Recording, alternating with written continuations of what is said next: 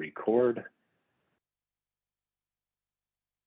Okay, so how we'll handle today's hearing is the proposal will be introduced by the moderator, which is myself. We'll ask the proponent to speak and tell us where they are from and give us a summary of the proposal. From there, we will ask if anybody from the general public wants to speak in support of the proposal. They will have 2 minutes to do so. Then we'll ask anybody from the general public that wants to speak in opposition of the proposal to raise their hand. They will have 2 minutes to do so. From there, we will go to the committee. At that time, the committee will have the opportunity to ask any questions about the proposal. From there, we will go back to the general public for any rebuttals and support. You will have 1 minute to do so. We will ask then any rebuttals in opposition, and you'll have 1 minute to do so. From there, we go back to the committee for any motions. Those motions could be anything from a modification, approval, disapproval, anything of that nature. So before we get started, I'm going to share my screen, and I would like everybody, including people from the general public, to raise their hand to make sure you have the capability to do so. This is how we communicate. So if you can raise your hand, we will be able to call on you. So keep your hands coming. We'll give that a few minutes. I have to do one more thing on the chat here.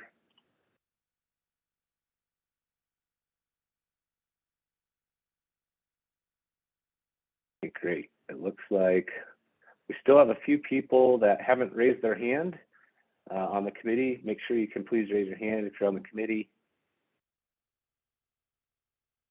Good, great. Okay, thank you. You can go ahead and lower your hands. From there, we will start. I want to make sure that you can see the correct screen. Just give me a quick head nod if you can see the agenda. Okay, great. We'll start with item 34.6. Excuse me, Mr. Moderator, Eric Browning here. Would you please promote committee member Antonio Navarra to the panelists? Will do. Thank you very much.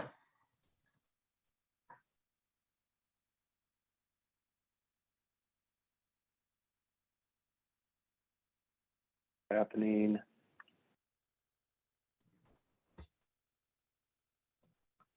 Hey, Kevin. Oh, yes. I do need to leave about 4:20 today, so.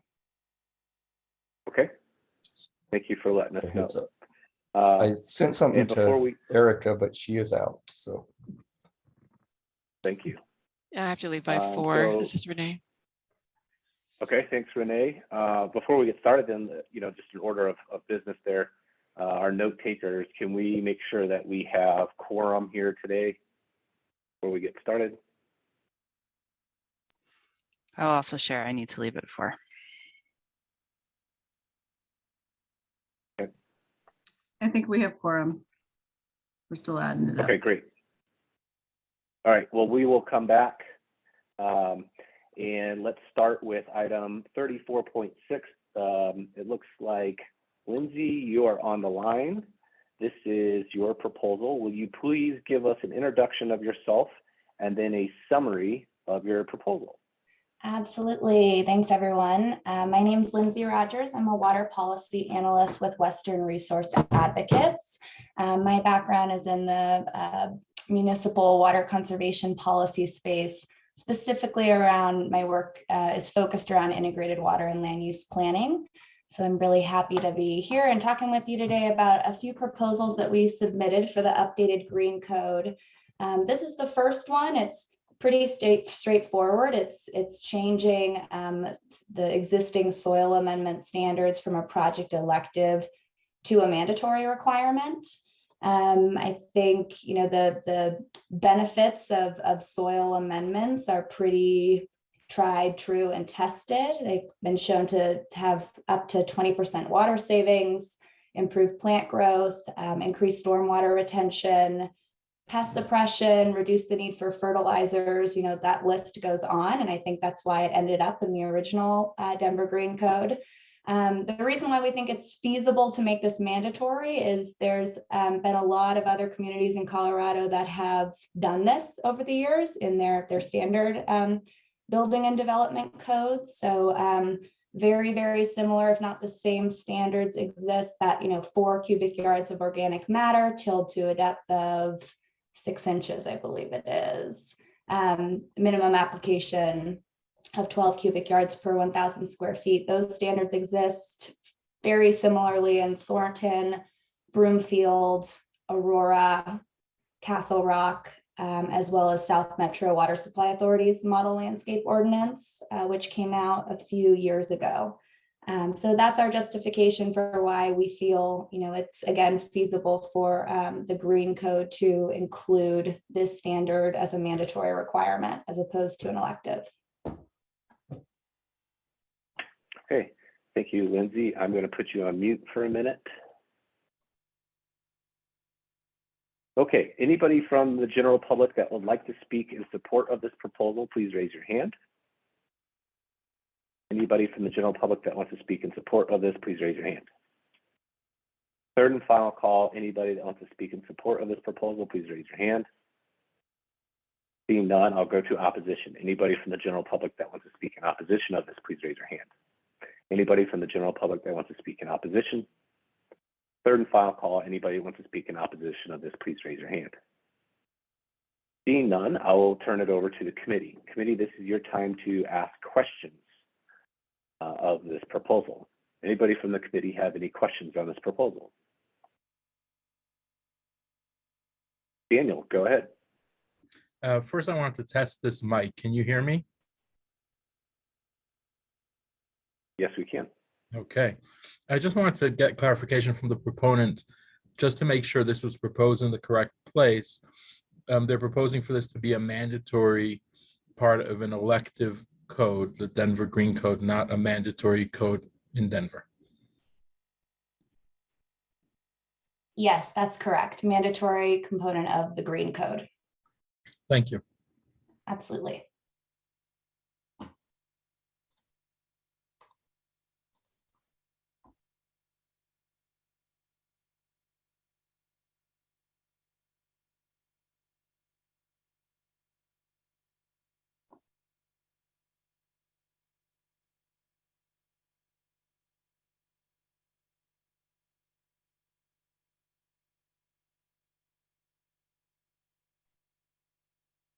Mr. Moderator, I think you're on mute. Thank you. So we'll move to the next item of business on this proposal, which is discussion or a motion. So any discussion or motions from the committee? Anybody from the committee want to discuss anything? Any concerns or anything? Eric, you're up first.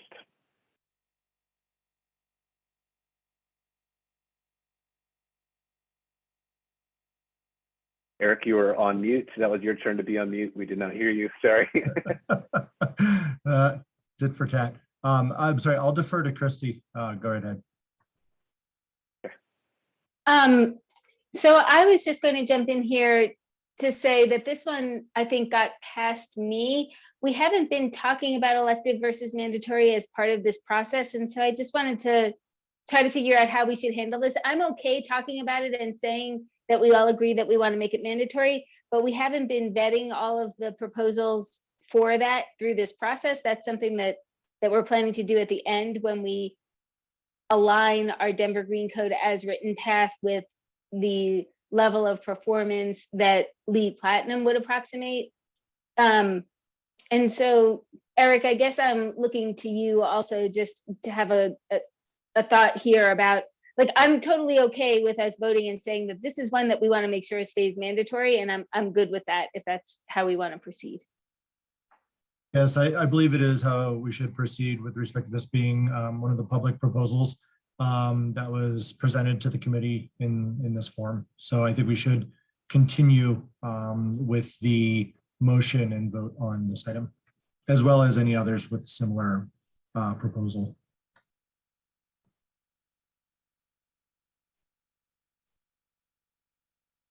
Cheryl, go ahead. Motion to approve or vote to approve, whatever the correct term is. Okay, that's a motion to approve. Next hand up is Austin. I will second the motion to approve as written. Okay. Any other discussion? I saw a couple hands go up and go down, so I assume people were on the same page there. Any other discussion from the committee? Right now, there's a motion to approve in second as written. Okay, seeing none, I will, before I call a vote, we got to get an official count of how many voting members we have today so we know the numbers. So Kyra or Kristen, you have the final count.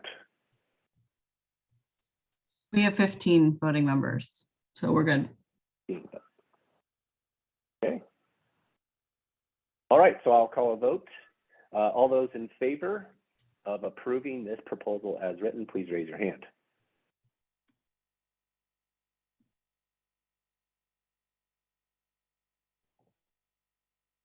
Okay, I see 14 from the committee. Go ahead and lower your hands. Okay, all those opposed, please raise your hand. One, okay, go ahead and lower, and just to make sure, anybody abstaining, please raise your hand. Okay, we have one. So that would be a total of 16. Just make sure we got the correct count there. I'm seeing some head nods. Okay, cool. So we have 16 voting members today. Thank you. So this motion or this proposal passes 14 to 1 to 1. Thank you very much.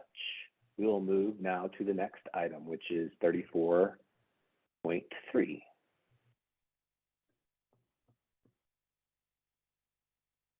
And Lindsay, I believe this one is also yours. If you want to start giving it an introduction while I pull that up, feel free. Okay, great. Thanks very much. So this next standard is related to an exception available to developers should they choose not to follow some other sections of the Green Code Plan, sections 6013.1.1, focusing around landscape design and minimums for water-wise landscaping, and then irrigation standards for potable water. So this is an exception that's in the existing Green Code. And our recommendation here is to lower the allowable water budget from 10 gallons, which is what's currently in the code, to 5 gallons per square foot or less for potable water used per year, per growing season. So this would mean in essence that, you know, the development, the resident, the business could install whatever they wanted as long as the average potable water demand for the site after the initial establishment period, which of course is going to be higher in those first couple of years, would be 5 gallons per square foot or less. And at this water budget in the Denver metro area, you would need to be planning the majority of your site with medium, low, very low water requirement plants. So this would be really a Colorado xeriscape, you know, sort of best practice landscape that we like to see in the Front Range. But the other important thing that this standard does is it incentivizes the use of alternative water. So it says, you know, that this is potable water, but if you want to exceed that 5 gallons per square foot, you can turn to gray water and rainwater capture and reuse and reclaimed water systems. And I think that's almost the more important benefit of this standard is really, you know, Denver's made a strong effort over the years to increase utilization of gray water and the gray water program, to use more passive active rainwater harvesting, to incentivize this reclaimed water systems. So that I think is the key point here is, you know, this would be a highly xeric landscape unless you were going in the direction of using some of these other, you know, alternative water supplies that we'd like to see folks using more of. This is actually a standard that my organization is currently writing into code for the city of Moab. So obviously different hydrology there, but they are using this water budget approach with a different number. It's a lot hotter there, so you're going to have a higher number, but to really incentivize water-wise landscaping and also increase the use of gray water and rainwater systems in the town. A little closer to home, Aspen has used a similar standard for the last, I think they're going on 4 years now. So the city of Aspen in their base code, so for all new development and redevelopment, they require a maximum 7.5 gallons per square foot per growing season. Different hydrology, so this shakes out to allow for a bit more water use than the 5 gallons would in Denver. But I will say that from talking with City of Aspen staff, they almost always see those water budget calculations come in well below 7.5 gallons. So we feel, again, this is very feasible for developers that want to go in the direction of using water-wise landscaping best practices, and hopefully would serve to encourage more alternative water use. Okay, thank you, Lindsay. I'm going to put you on mute again. I will ask anybody from the general public that wants to speak in support of this, please raise your hand. Anybody from the general public that wants to speak in support of this, please raise your hand. Third call, anybody from the general public that wants to speak in support, please raise your hand. Seeing none, I'll go to opposition. Anybody from the general public that wants to speak in opposition of this proposal, please raise your hand. Anybody that wants to speak in opposition, please raise your hand. Third and final call, anybody that wants to speak in opposition, please raise your hand. Seeing none, I'll go back to the committee. Committee, this is your time to ask any questions about this proposal. Anybody have any questions from the committee? Jonathan, go ahead. Thanks. I think this is a question for Lindsay, but I don't know, it might be for Christy or Eric. I was wondering if you could just talk about the city of Denver's current gray water thinking in terms of how it's used, whether it's here in landscaping or interior as well, I guess, for that matter. Maybe Keith might be best suited to respond to that. I think you're referring to what it can be used for. Is that true? Okay. So yes, it can be used for the site watering. It cannot spray, so it has to be subsurface watering. And then for inside the building, it can be used for toilet flushing only. So, and those are state requirements. Okay, looks like Jonathan, that answers Jonathan's question. Thank you. Next hand up is Josh. Yeah, I have a similar question. What do we see as this likely source of gray water? And I'm not like up on this. So are people currently allowed to have rain barrels and do that kind of capture and reuse, or are we talking about connection to purple pipe systems? And the reason I ask is because if the answer is purple pipe systems, then it doesn't seem like that should be a reason that people could have more landscape water use just because it's non-potable, because it's still a limited resource. So I think depending on the answer, I might advocate for removing the potable side and just making it any kind of water. Would you like me to speak Lindsay, to that? do you want to go? Sure, Yeah. So maybe I'll just talk a little bit about the source water question.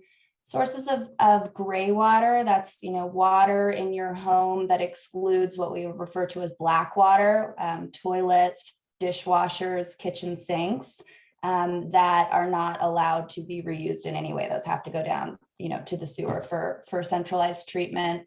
Gray water is washing machines, bathroom sinks, showers, that can be reused on site, either in the landscape, and that can happen with no treatment, no storage, very simple, cost-effective system that can be installed. It can also happen for indoor purposes, primarily for toilet flushing, and that's a more complex system. Some of you are familiar with the greater water systems that have been piloted in Denver. Rain barrels, on the other hand, or rainwater collection, this can happen in passively through rain gardens, that sort of thing. That you're really just sort of directing the water on your landscape to make it more usable and to see less runoff. It can also happen through active storage. So in the state of Colorado, we can store on our properties, at least on residential properties, up to 2 55-gallon rain barrels. So those are the sort of on-site alternative options we're talking about. The reclaimed systems, I think it's an interesting point you make. We certainly want to encourage folks to conserve the water that they use for reclaim, even if it's reclaimed water. It's still water. It's still expensive for us in some cases to treat and transport that water. So we don't want to be saying you get a free pass if you decide to go purple pipe, but obviously using a reclaimed water that's going to be a little less expensive at times, or at least have less treatment involved than potable sources is more beneficial than potable. Okay, thank you. Josh, does that answer your question? Yeah, kind of. I just want to clarify. So are all those things that you listed in terms of gray water reuse, like taking your washing machine water and then putting it in a tank, filtering it, and then using it? That's a legal option for people in Denver within Colorado water law? Yes, all of the sources of gray water that I listed and those potential uses are legal.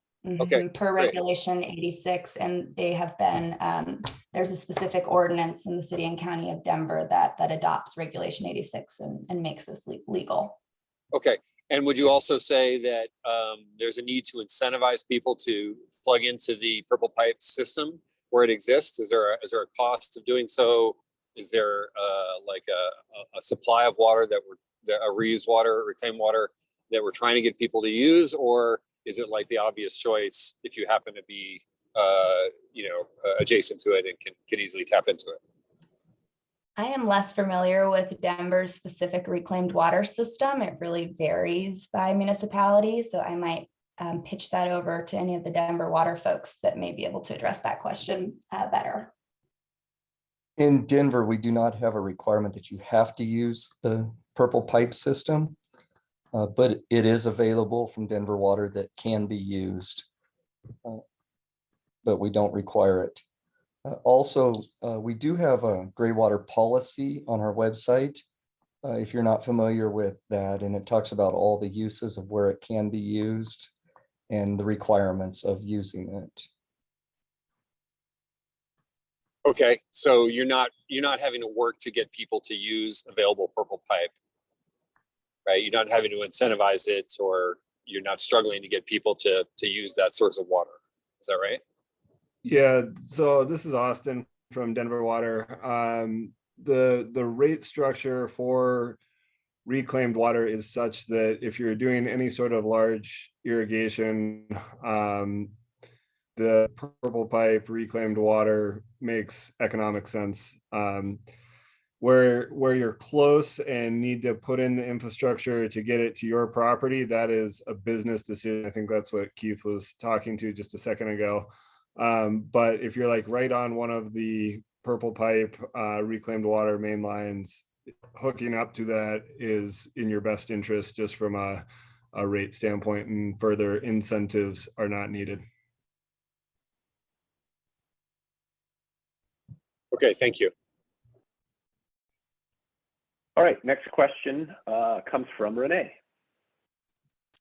Hi, first of all, big fans of Western Resource Advocates and all the work that you do. So I don't anticipate a lot of comments on your proposals. But I just wanted to clarify when this is applicable, because there's a lot of people who have existing lawns front or back, and they're going to redo them in the summer. And when would they have to consider this proposal? Is it only for like new construction, major renovation jobs that happen to include landscape, or is it for all those other residences that are just doing existing work on their lawns and their front and backyards? So I can answer that as part of the Denver Green Code right now. It's for new construction and major renovations. In the future, that may expand, but right now that's the limitation. Okay, thanks. And right, also, next this question. is just a voluntary code, so it's not a required code that they have to comply with it. So the projects that choose to comply with it would have to comply with this requirement. Okay, so you have to be doing a building retrofit for it to work, for it to apply, including site. Yes. Okay, thank you. All right, next question comes from Daniel.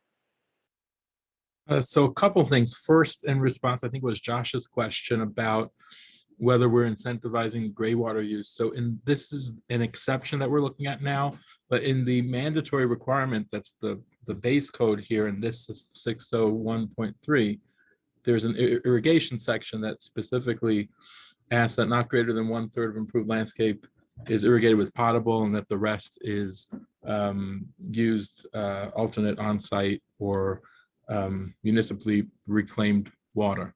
So that is already addressed in terms of incentivizing it in this code, just in the next section.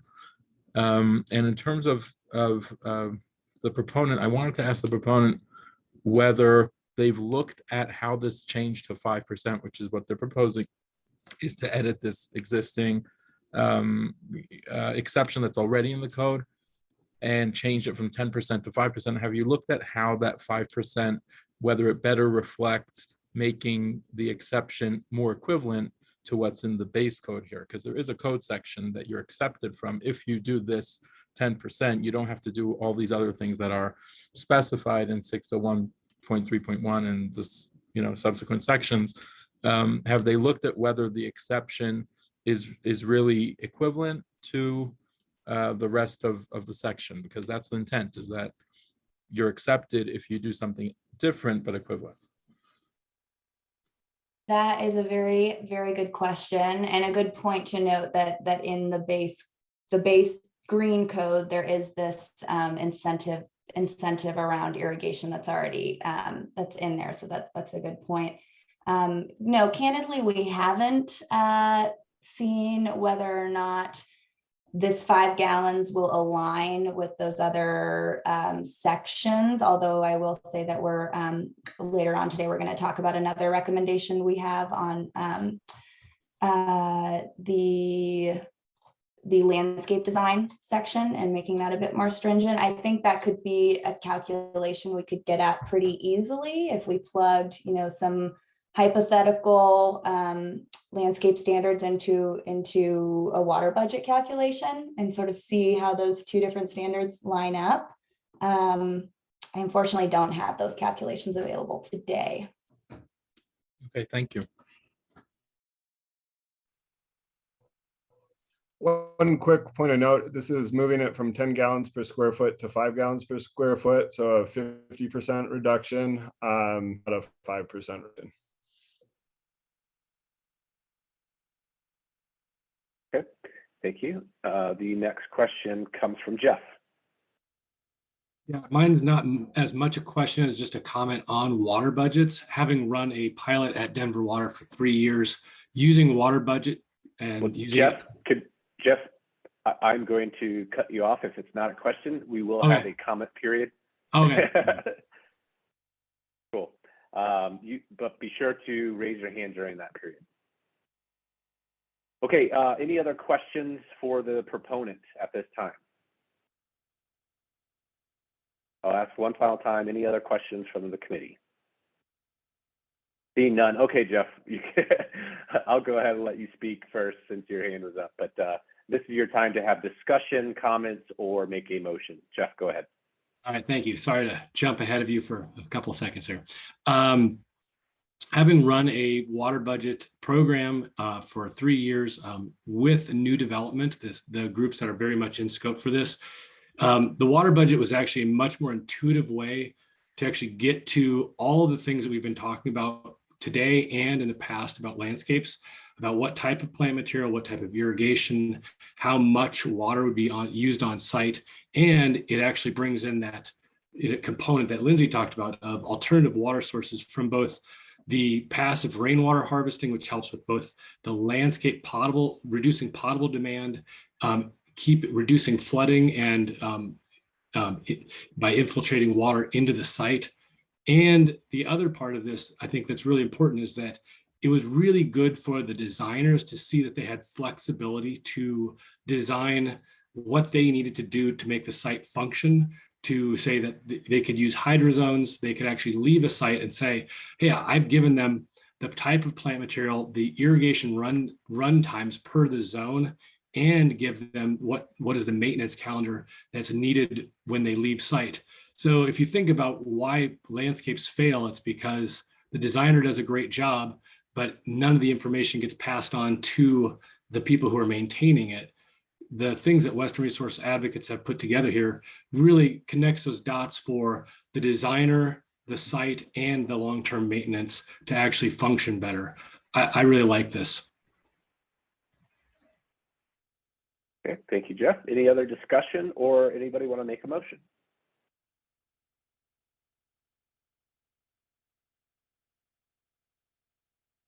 Josh, your hand's up. Yeah, I'm just curious if the rest of the group would see a need to limit the use of purple pipe water as a way to meet this for large sites. So in other words, just based on the comments I heard, if you're already incentivized to use purple pipe water, if you happen to be on it, so we'd essentially be giving credit for, essentially meeting this proposal just by doing the thing that's in someone's best interest, and then they could have a very high water using landscape and still do that. So is it worth, do others think it's worth limiting, say for, I don't know what the limit is, I'd ask WRA, for only the use of purple pipe on small landscape sites, otherwise that using purple pipe non-potable is not a way to be compliant with this proposal.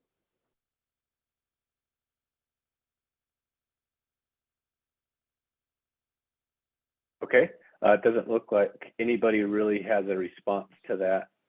I do. Does. Okay, go ahead. Yeah, I just was trying to wait behind Daniel because I didn't know if Daniel wanted to respond to that. So I'll just go ahead. So resounding yes, I think that we should address that. And I think that we want to incentive, the purple pipe system is incentivized already from a cost standpoint, but yes, we should limit it because we have a real resource problem. And Josh, it's a really good point that, we shouldn't be using purple pipe freely because that's also stressed.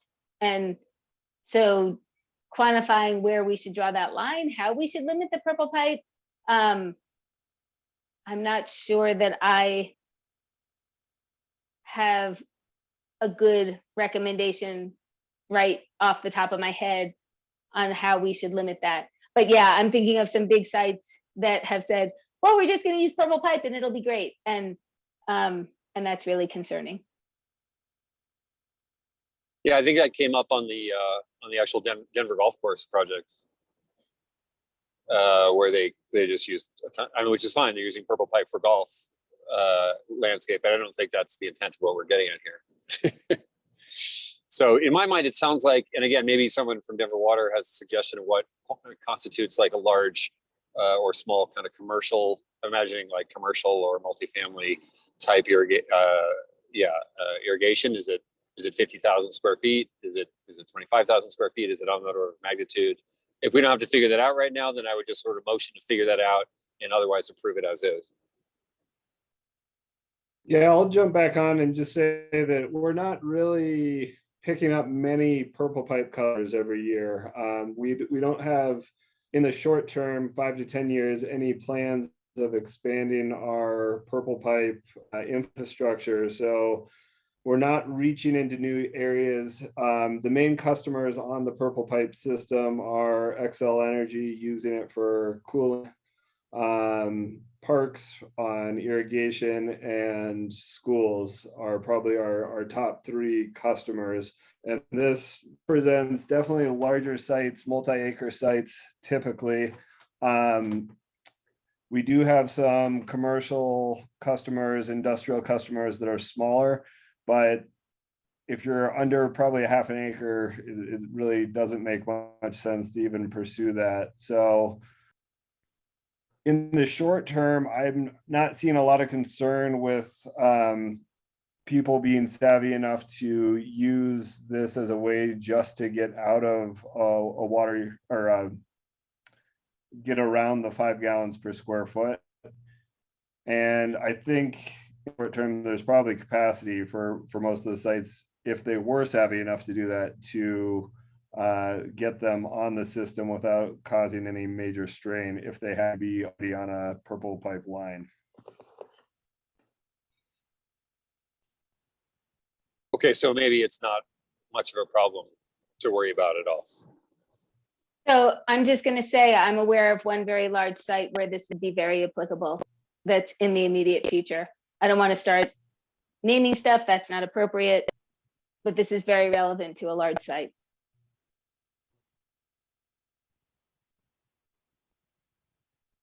Okay, next Follow-up discussion question, are point. they already a purple pipe customer? They are on a purple pipe line taking over from a purple pipe customer, but they are not the actual existing purple pipe customer. Okay, next item of discussion or a motion comes from Daniel. So an easy way to address the purple pipe, because this non-potable water, this is not only in this section, it's in other sections as well.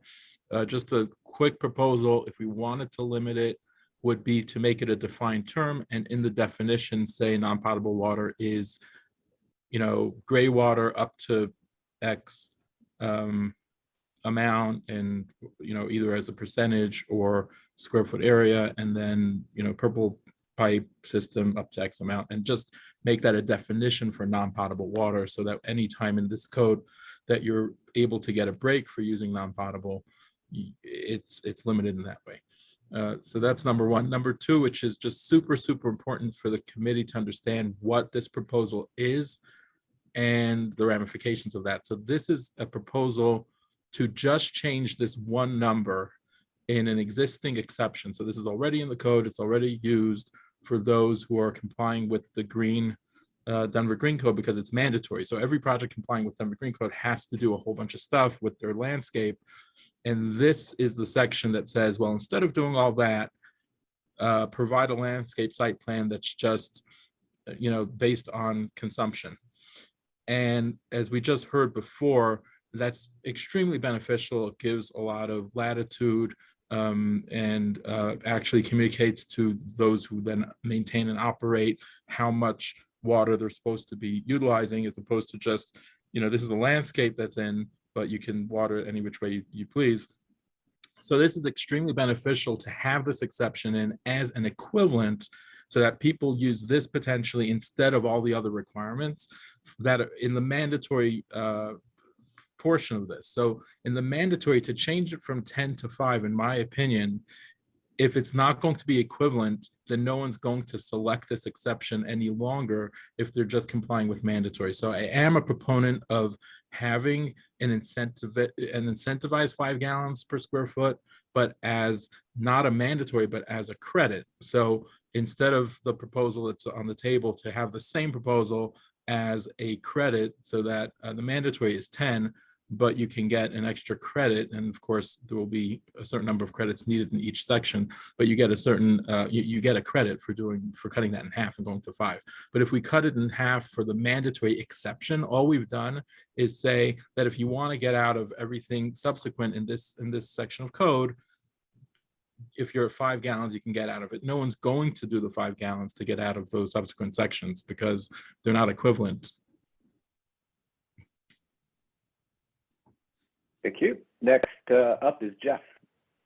Yeah, just responding to Daniel's comment. The first one, I think if you wanted to go that direction to both answer your comment and Josh's concern about purple pipe, you could make it so that you're really talking about alternative sources shall be on-site reuse.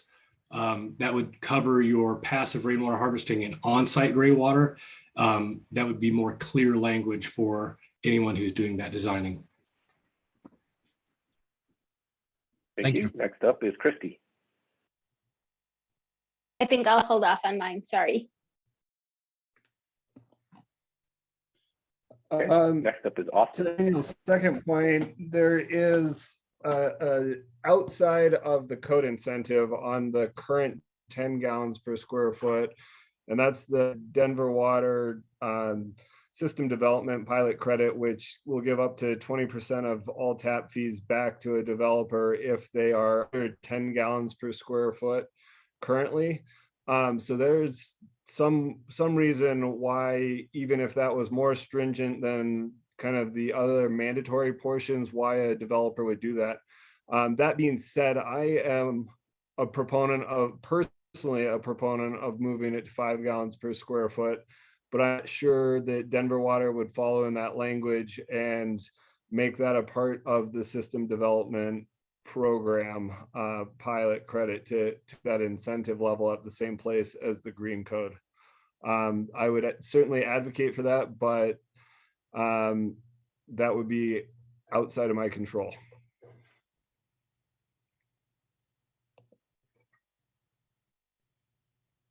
Okay, saw some hands go up, some hands go down. There is another hand that went up. Daniel, go ahead. Okay, just anyone on the committee, please ask for clarification if you need it, because this is not a requirement. So this would not affect people designing to 5 gallons per square foot. It's not a requirement. It's not neither mandatory nor an optional credit.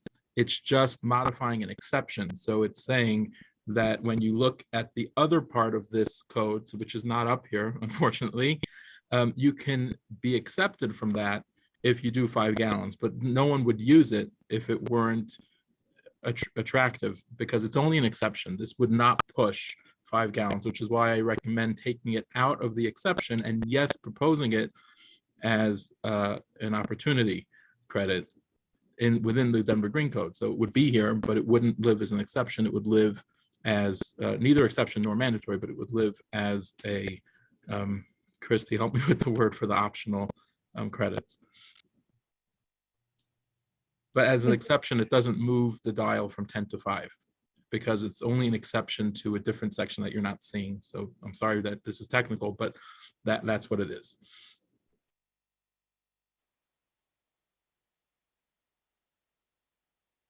Okay. You have another hand up. Courtney, go ahead. Austin, can you please elaborate on what you, and thank you, Daniel, for that too. But Austin, can you elaborate on what you were saying that you would try to get something shifted, but don't have the authority? Like, I just wanted to understand a little bit of how this would change in Denver Water potentially, a little bit more for clarity. Certainly. Right now, the Denver Water System Development program is tied directly to the existing Green Code, and some of the language we have for that program is sites need to be at 10 gallons per square foot or less for outdoor water usage. And our incentive to developers is to give 20% back of the tap fees they pay to us. I think the largest one we paid out last year was right around $200,000. So it is definitely an incentive that large developments want to take advantage of. That said, I'm not sure if we moved, if the Green Code moved to 5 gallons per square foot through this exception, whether our language on the system development pilot program would immediately go to 5 gallons per square foot or not. So you might, if this one moves that far, I don't think the powers that be that are above me would want to reduce it that drastically, that quickly.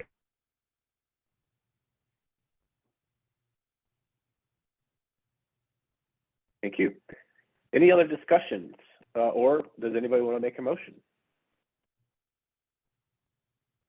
Daniel, go ahead. I'd like to make a motion to have the language provide a landscape site plan that is 5 gallons per square foot as an elective. So same language, but as an elective section, and not moving it, just adding an elective section so that you could comply with the mandatory at 10 gallons per square foot, or you can have a separate elective if you're at 5 gallons and you get credit for that.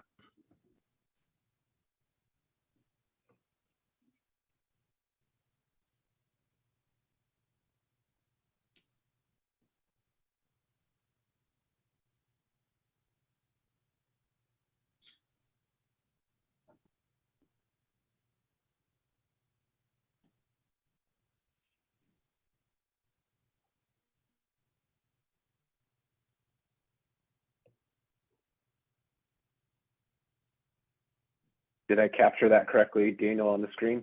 Yes, I would also like to add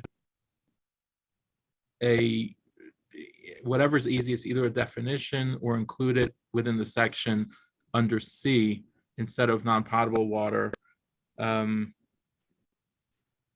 a short brief sentence. Off-site non-potable water shall be limited to 50%.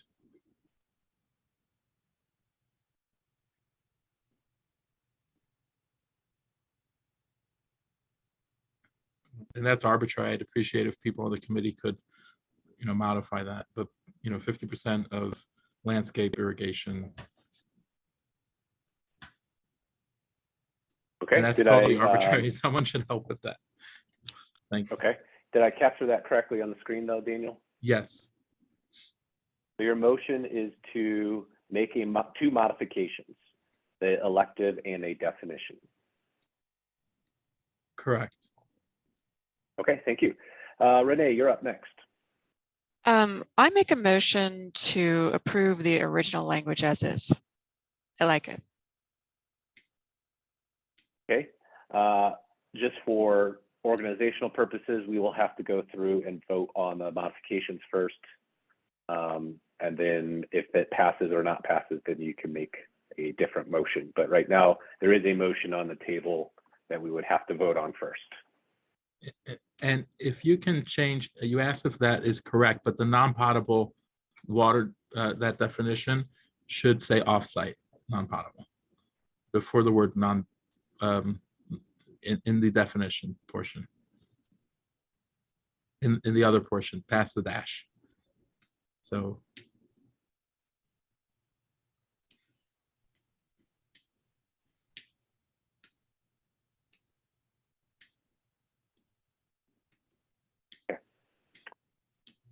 Next hand up is Austin. Yeah, I have a couple modification questions to Daniel.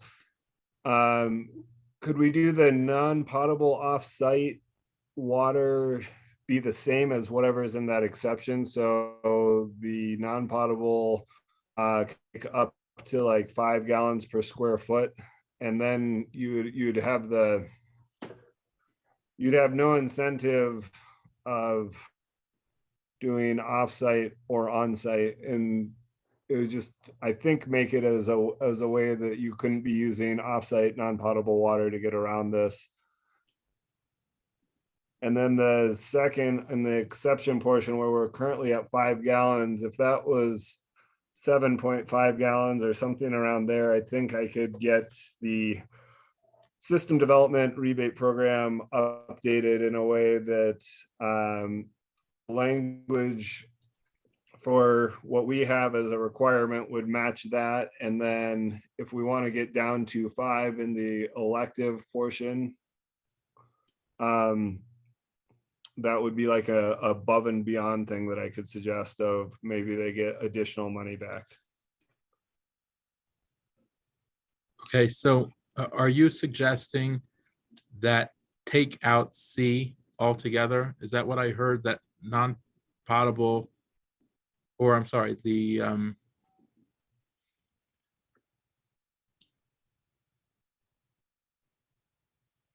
So the first one, Daniel, was the highlighted section on the screen. He wanted to add in the definition up to 5 gallons per square foot.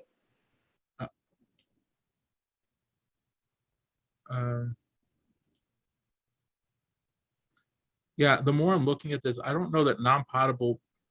Oh, I see. Okay, potable water used per year. So the language in the section, in the first sentence, exception, provide a landscape plan, etc., of potable water used per year. So, are you suggesting that we take out that word potable water, and therefore it's a 5? It's whatever this number is.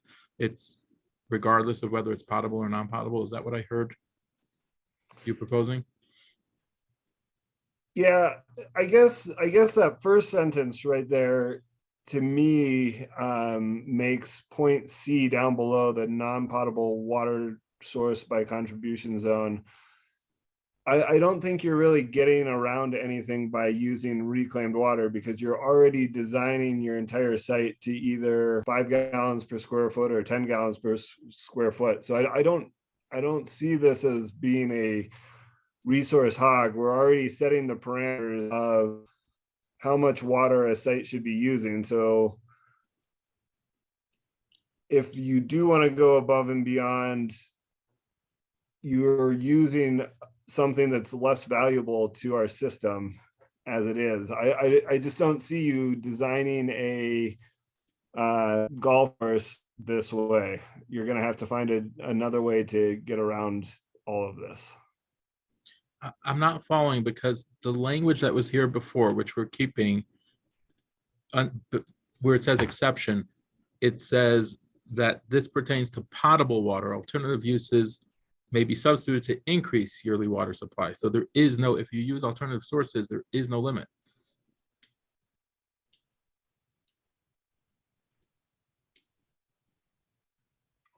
All right. So using non-potable water is a workaround, the way this is written. Okay. Then I think I'm with you now. I think it should stay as you have it. Okay, so Daniel, I will ask, are you okay with adding this up to 5 gallons per square foot on your definition? No. Okay. And the other thing I wanted to say to address the other question as to whether we could go to 7.5, I think if this elective fails that I'm proposing, and we're going to, then address the base proposal for the exception under the mandatory, then yes, I would go to 7.5. But because right now we're looking at this as an elective, I would keep it at 5 gallons, which I think we both agree is an elective. Beyond the mandatory, it would be something that we'd want to reduce as much as possible to the 5. Okay, thank you. So both Renee and Austin, keep that in mind once we get past this portion, if you guys wanted to make those motions. Next up is Tom. Go ahead. I guess this is a clarifying question from Daniel. The exception that's already in the code would remain in the code at 10 gallons, or as proposed 7.5, but not 5 gallons as it's currently written here. And the elective would be the more stringent 5 gallons to go beyond the mandatory. Is that what your intent was? Because that's not what the way I'm reading it.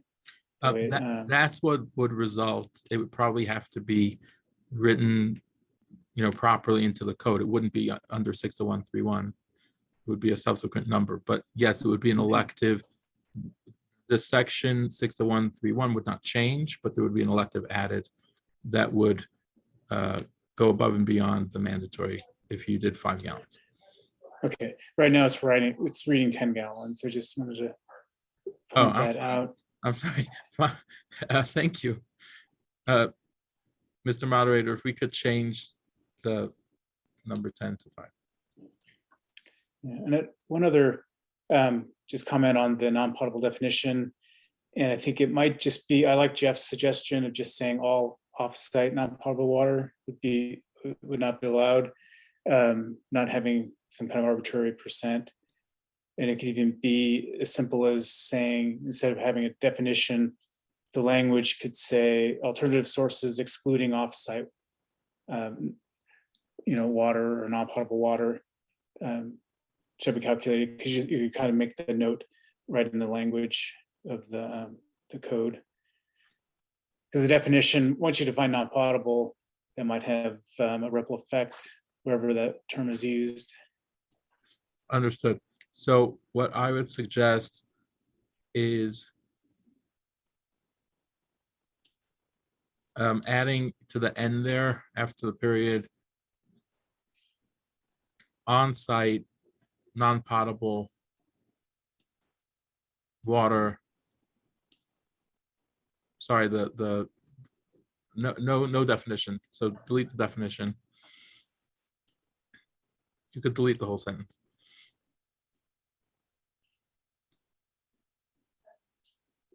Thank you.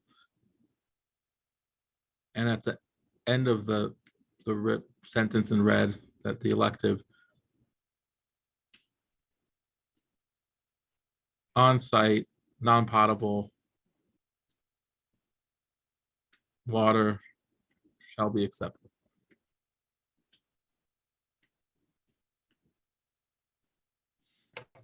Does that match what you're proposing?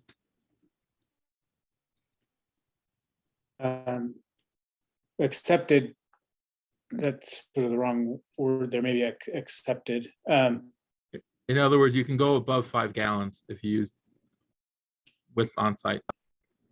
Yeah, it should probably just match I think the language was a little bit clearer in the original exception. If it could mirror that, but just say on-site non-potable. It doesn't instead of say alternative non-potable sources. because that C, I think we're all misunderstanding. That item C is just asking you to state your non-potable water source. It's not giving any. Yeah. The thing that gives that allows non-potable is actually the fact that the budget is only for potable water. Right.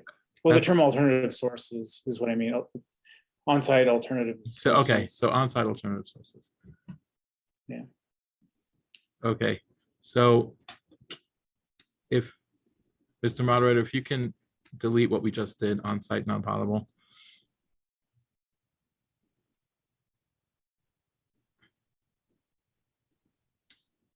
And instead edit after the word alternative in the exception, or before the word alternative, on-site alternative sources.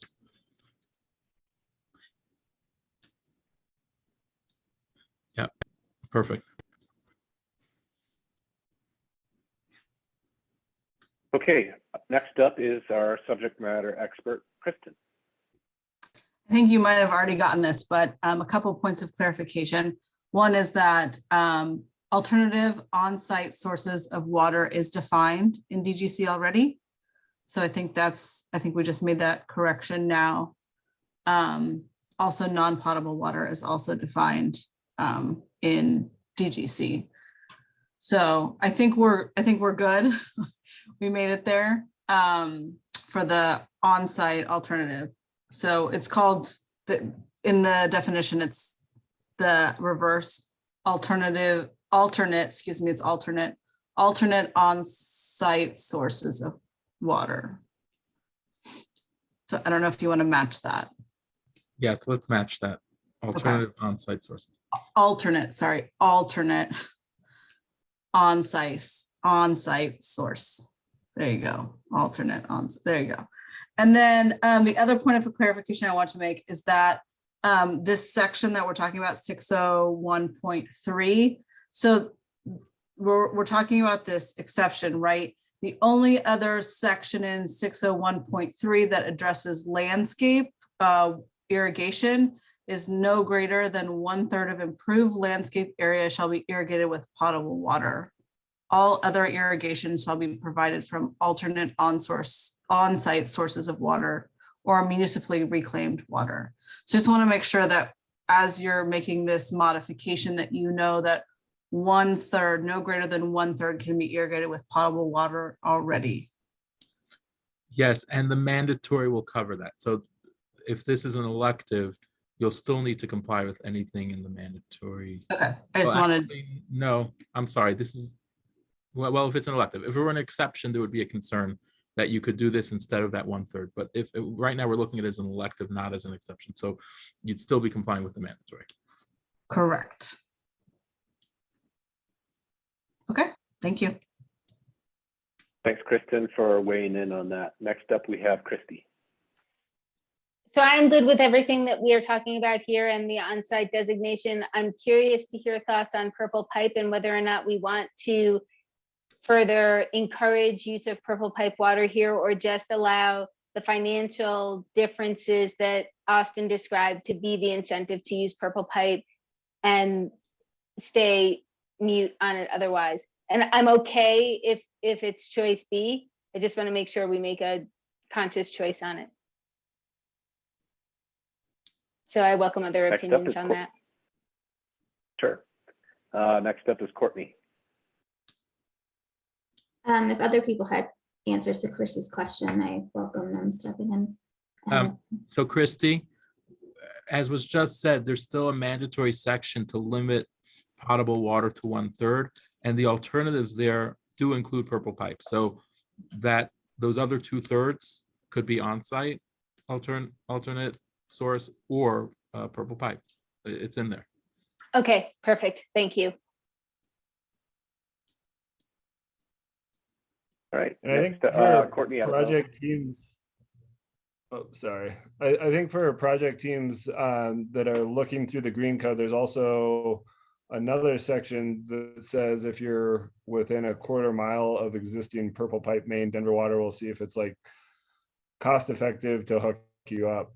I think I remember that from the last time we went through this 3 years ago. Courtney, Yeah, did you so have that is- another point?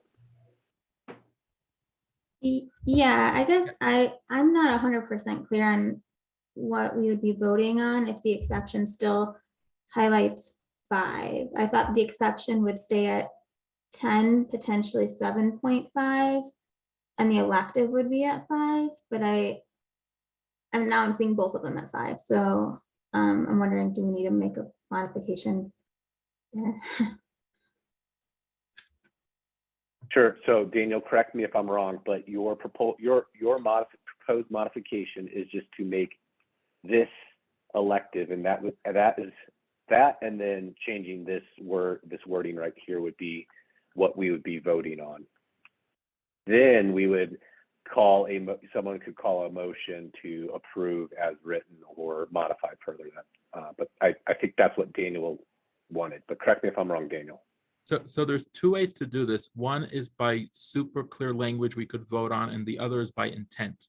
So I was doing it mostly by intent, which would be to make what was proposed here by the proponent into an elective. And the language exception, that word would go away because this would have to be massaged and rewritten, but do it by intent. If we do want to do it super accurately, it wouldn't be difficult because as an elective, the mandatory would stay. So all the A through E, all the subsequent language is still in the code because we're not taking it away. We're just adding an elective. So we could do that. We could just, that language that we put alternate on-site sources of water, we can cut and paste just that sentence into the elective and therefore avoid all the confusion and only vote on the elective language. I'll put it to the moderator as to how we want to do this. We can do it again by intent and have it massaged later, or we can, take that, that's really all we need for the elective to be complete. And then we would, not vote on the exception at all. The exception would stay. It would remain in the code, but it would, it's not part of what we're proposing. Okay, Courtney, does that clear it up? Okay, great. Next hand is Renee. I like the changes now. I didn't like it when we had 10 gallons per square foot at the top. It seemed like it was doubling what we were allowing. So I'm glad it changed down to 5, and I think it's a lot more clear now. Thank you. Great. So I don't see any more hands up. We do have a motion on the table to modify this section to become elective. Is there a second? Courtney? On a second. Okay, great. Any other further discussion from the committee? Seeing none, I will call a vote. So what we're voting on is to make this modification to this proposal that it becomes an elective, with the elective being the sentence that is written on the screen. I do see a hand go up. Renee, did you have any further discussion? No, sorry, I was voting early. Okay. Okay, no worries. You're gung ho about this one. All right, no worries. All right, so all those in favor, please raise your hand.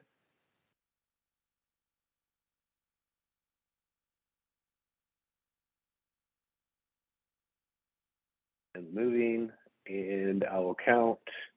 We have 13. Go ahead and lower your hands. All those opposed, please raise your hand. None. And all those abstaining, please raise your hand.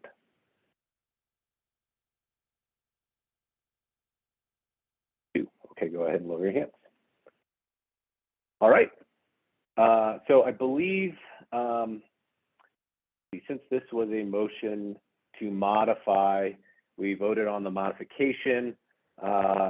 Basically deletes the rest of the proposal. So I don't think we need to call a vote to approve the proposal now, because we've already approved the motion, the modification that removes that and makes it an elective. If anybody's concerned about that, please raise your hand and we can call a vote. Okay, seeing none, we will move forward. All right, see, time check, we're still good. Next item of business is 34.7. Lindsay, I believe this one is yours as well. So I am going to pull it up and allow you to speak. Feel free to go ahead while I pull this one up. Okay, great. Thank you. This standard is similar to the soil amendment standard that we discussed at the start of this meeting, in that we're keeping things fairly consistent, but instead of this water consumption measurement being a project elective, we're asking that it becomes a mandatory component of the Denver Green Code. And then we're also specifically looking for a change that would lower the threshold for when sub-metering for irrigated landscapes must be installed. And that change would be from 25,000 square feet down to 10,000 square feet. And our primary justification for this standard, which I'll just give it a minute before, so you can all see what I'm looking at. Okay, and then the change is below, if you want to scroll down just a bit here to the table below. There we go. Sorry, I might have some lag on my end. So our primary justification here is that other local entities with similar language have adopted these standards as part of their base code. Similar standards say basically that all non-residential or irrigated areas above 5,000 square feet should meet these requirements. So actually we're seeing communities around the Front Range with base codes that are even more restrictive than what we're recommending for the Green Code. So just a couple of examples. Castle Rock Water requires water service connections for irrigated areas greater than 5,000 feet to have a dedicated irrigation service connection that's metered. They do have an exception for single family lots and landscapes. The city of Aspen, we mentioned Aspen in the water budget discussion, they have a similar standard around requiring dedicated landscape submeters for all non-residential irrigated landscapes of 5,000 square feet or more. That standard is consistent with or similar to South Metro Water Supply Authority's model landscape ordinance that I mentioned, which recommends dedicated landscape water meters installed for all non-residential irrigated landscapes, regardless of size. So we are not getting into residential versus non-residential here, but we think that that 10,000 square feet threshold is feasible for all forms of development, more than feasible, really.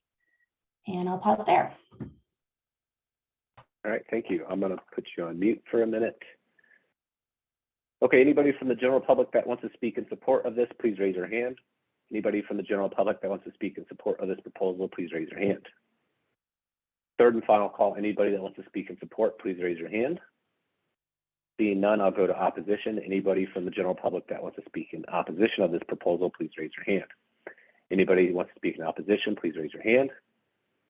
Third and final call, anybody who wants to speak in opposition, please raise your hand. Seeing none, I'll turn it over to the committee for questions. Any questions from the committee to the proponent or to each other? Daniel, go ahead. Can you clarify? So this 10,000 cap is just for a sub-meter, but the requirement to have a water consumption measurement that you're proposing here, by making it mandatory now, even a single family residence or any building essentially that's using the DGC, including single family residences, would have to have this type of measurement with monitoring or whatever else. Well, I guess the remote capability is what I'm concerned with, or any of the specific language here. I just want to make sure it's appropriate, in your opinion, to a single family residence or a duplex and such. I don't believe that any of the language in this section would apply to single family, given those thresholds. But if you, can you direct me to, sorry, more specifically what you're looking at?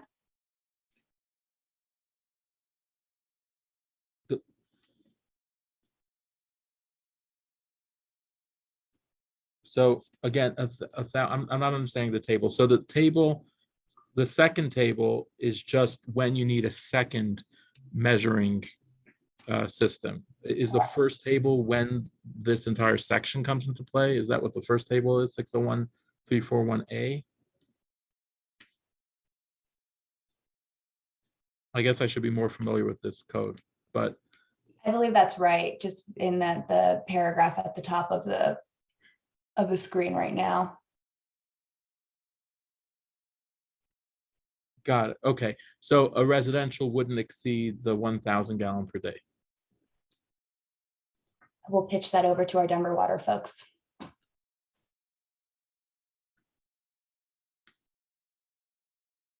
In the Anybody? wintertime, it could be lower than that. I mean, 40 gallons per person per day is what we say is an efficient use of water for either single family or multifamily residential uses. I'm curious about the first table as well. I don't really understand the thresholds. And I just want to clarify that my only concern is by changing it to mandatory, we need to make sure that anyone who wants to use the DGC can comply. It's not just if it literally kicks people out of the DGC if they're the type of project that couldn't do anything in here easily. I just wanted to make sure that was your intent, that it might apply to a single family situation. I think the intent of specifically the sub-metering for landscape water use is that it would not be applicable to a single family household. This is really looking at larger properties for the most part, at 10,000 square feet landscape or larger.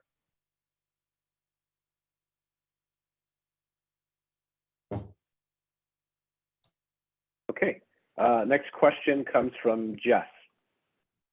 Yeah, the way I'm reading this is that sub-metering is something that is done by the contractor installing it. It's not requiring that it be a separate meter from Denver Water. Am I interpreting that correctly? That's for Lindsay. Yes, that's correct. Okay, so this would be, I think this goes back to Daniel's point. Anyone could potentially put in a sub-meter on their property, no matter, for all of these applications is my belief. And they could do that either during the construction phase or even post-construction.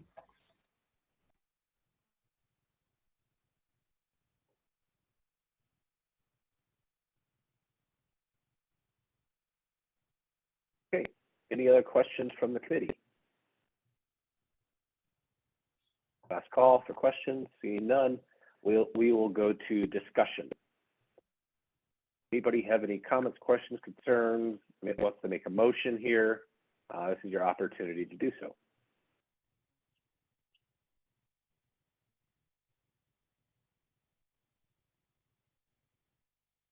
Okay, I'll ask a second time. Anybody want to make a motion? Jonathan, go ahead. I'll make a motion to approve as written. Okay, thank you. Anybody else? Daniel, go ahead. I can. Okay. Any discussion? Seeing none, I will call a vote. The motion is to approve as written with a second. All those in favor, please raise your hand.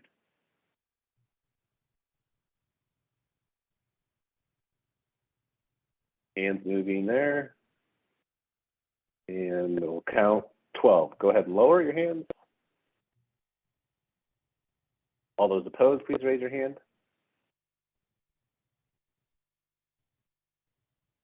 One, go ahead and lower your hand. And all those abstaining, please raise your hand.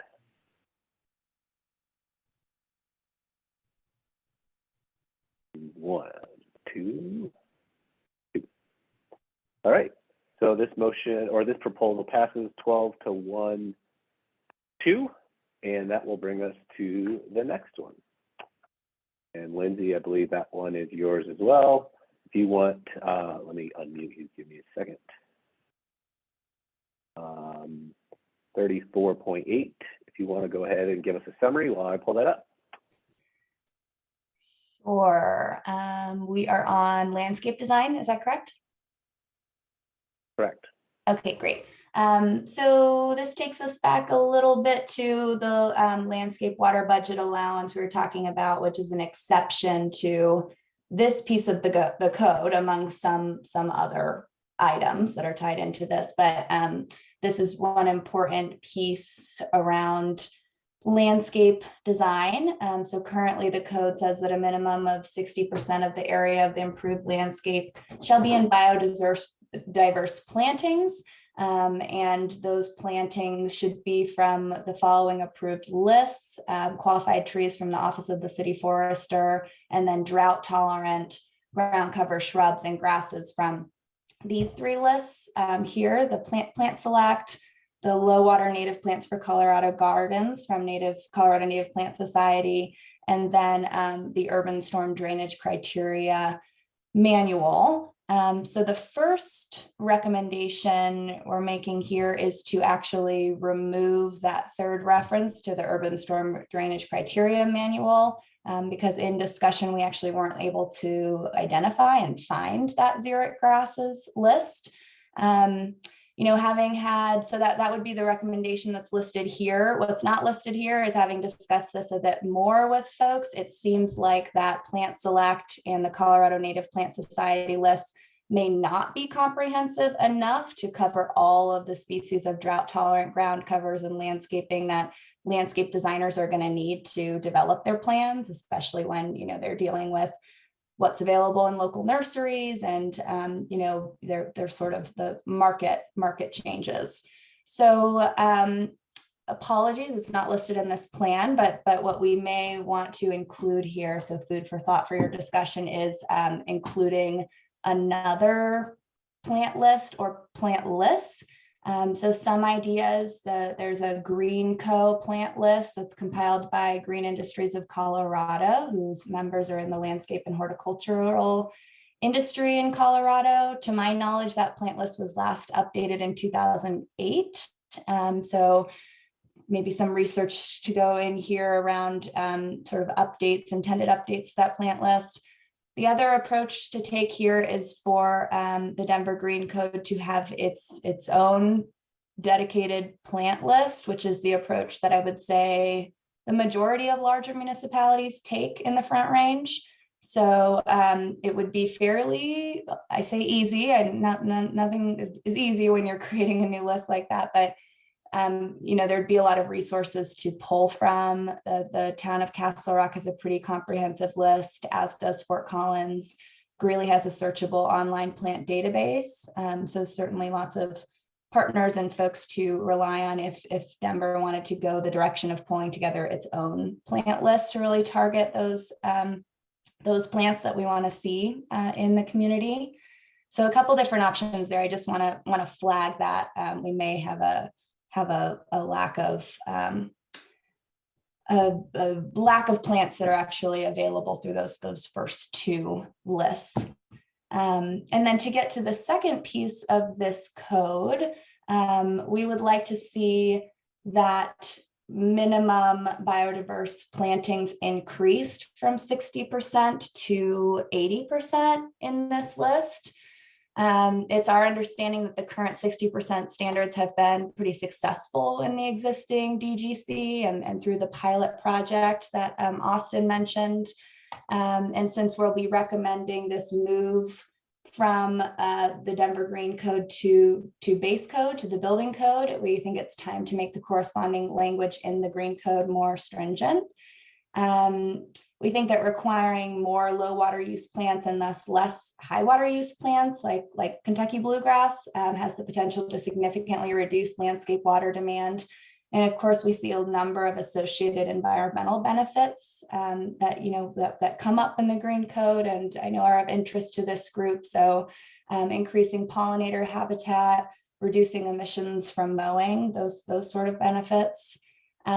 We've seen a number of communities in Colorado take similar approaches to this. So either putting maximums on the amount of turf grass that can be installed or high water landscaping that could be used, or taking more of this approach and saying you have a minimum of low water drought tolerant landscaping that you have to meet. So I could share some of those, but Castle Rock comes to mind as pretty forward thinking with their code and those types of restrictions. Parker also has some pretty strong restrictions around turf grass in commercial industrial landscapes.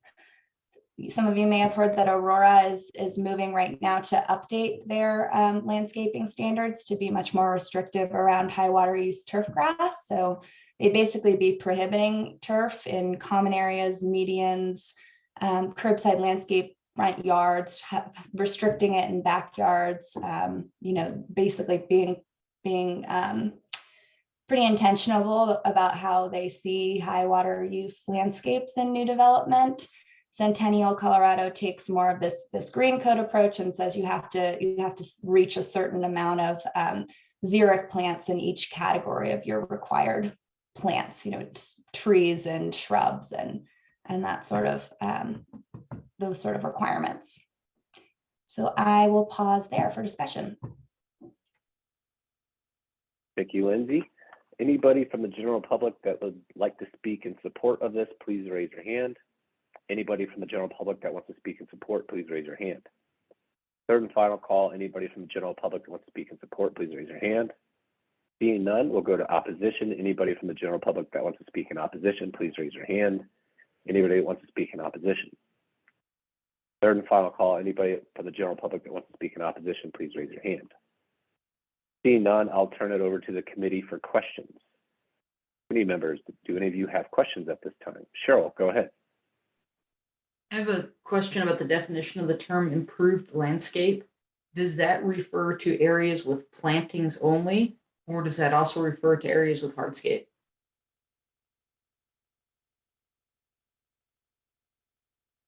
That is an excellent question, and I believe this is defined in the code, but if someone has the answer to that before I'm able to pull it up, please jump in. Okay, we'll give our subject matter experts some time to look up that, and we'll come back to it. Renee, go ahead. This seems pretty prescriptive, while the other one seemed more performance-based. How does this one compare I mean, if we did the other one, why would we need to do this too? It seems like they're very related to each other, the one we just looked at. So if you did 5, what was it? Gallons per square foot, wouldn't you come up with this kind of solution anyway? Just a question. I know the other one was an elective and this is mandatory, but how do they kind of relate to each other? Yeah, so this landscape design is the primary standard in the green code, and it's along with some of the other irrigation requirements we talked about, the 1/3 of potable water use, controllers. There's a number of other irrigation standards. The water budget allowance that we talked about would be an exception to this.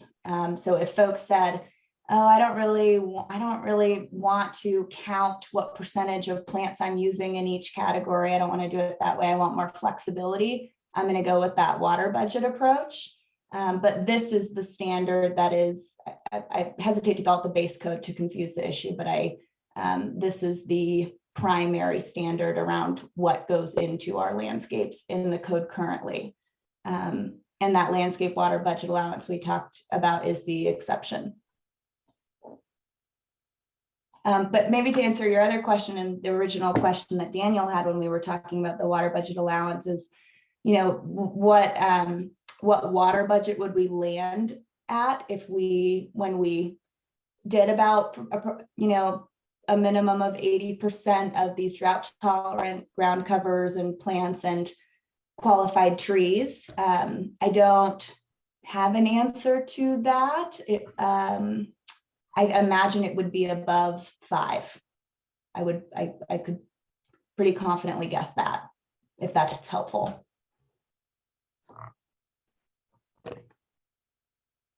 Okay, thank you. I see some head nods there. Next is Kristen. I think she might have an answer for us. I do. So it's the improved landscape is defined. Improved landscape does not include any hardscape like sidewalks, driveways, paved areas, swimming pools, or decking. I can read you the full definition if you'd like it, but I think that addresses okay, awesome. And then also just a quick comment on what we just heard, since we approved it as an elective and not as an exception, that goes through as an elective. So I know this one's mandatory, but I just want to clarify that. So it wouldn't be an exception anymore on the 5 gallon.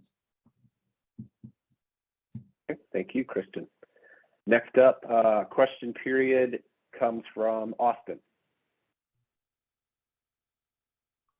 Yeah, my main question on this is there capacity to develop a plant list, or would the best way around, if we were to add some or modify, to just use that GreenCo list, which is very comprehensive and kind of does a good job of operating out by ecotones throughout the Front Range mountain communities and across Colorado? So I'll turn that question to the city because I think we wouldn't accept a list after the fact of this proposal. So anybody from the city want to answer that, if there's capacity to create that list? We do not have capacity to create that list currently. We are working on a larger study to look at what is ecologically beneficial, but the timing is not going to correspond with what we need here. Okay, thank you. Next question comes from Jeff. Yeah, mine's a follow-up on that list question. I think that it goes out to kind of anybody in the committee that's working on these kind of projects. This would be a very narrow plant list that you'd have. I think it would be maybe 100 to 150 plants total. And a whole bunch of trees from the qualified city forester tree list. But this would eliminate a lot of existing tree small shrubs and plants that are very common in the landscape industry. If that were to happen, if we weren't able to have more leeway, what would that do to the existing, building or construction groups that are wanting to use the green code for development? And I kind of push that back to the development community to answer that, because I think there needs to be more leeway, or it's going to push everyone into the water budget proposal, which is going to allow for more flexibility. But just for clarity, to Kristen's point, we moved that to an elective, so that's no longer an exception. So it wouldn't push people into that because it's no longer an exception from this. I'm sorry, there is an exception for 10 gallons per square foot. There is an exception. All that's still there. It's just the 5 was changed to an elective. You get more credit for 5 than for 10, but you can always go to the exception and just do 10 gallons and you've done the mandatory requirement instead of this 80. Got it. Sorry. You're still required to use these plant lists is the only thing that if you're no, you would not be required to use any of this mandatory. The exception gets you out of all of these subsequent sections to 601(3)(1). So anything that you see, in this case, 0.1, landscape design or irrigation, any of that is really, if you comply with the exception that's already in the code, we haven't modified it. So that 10 gallons per square foot, sorry, you would avoid having to use this section at all.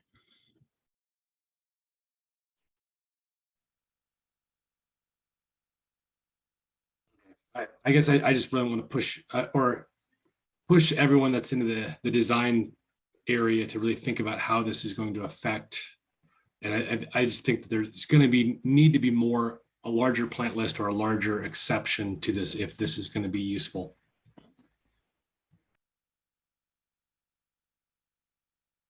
Okay, next question comes from Austin.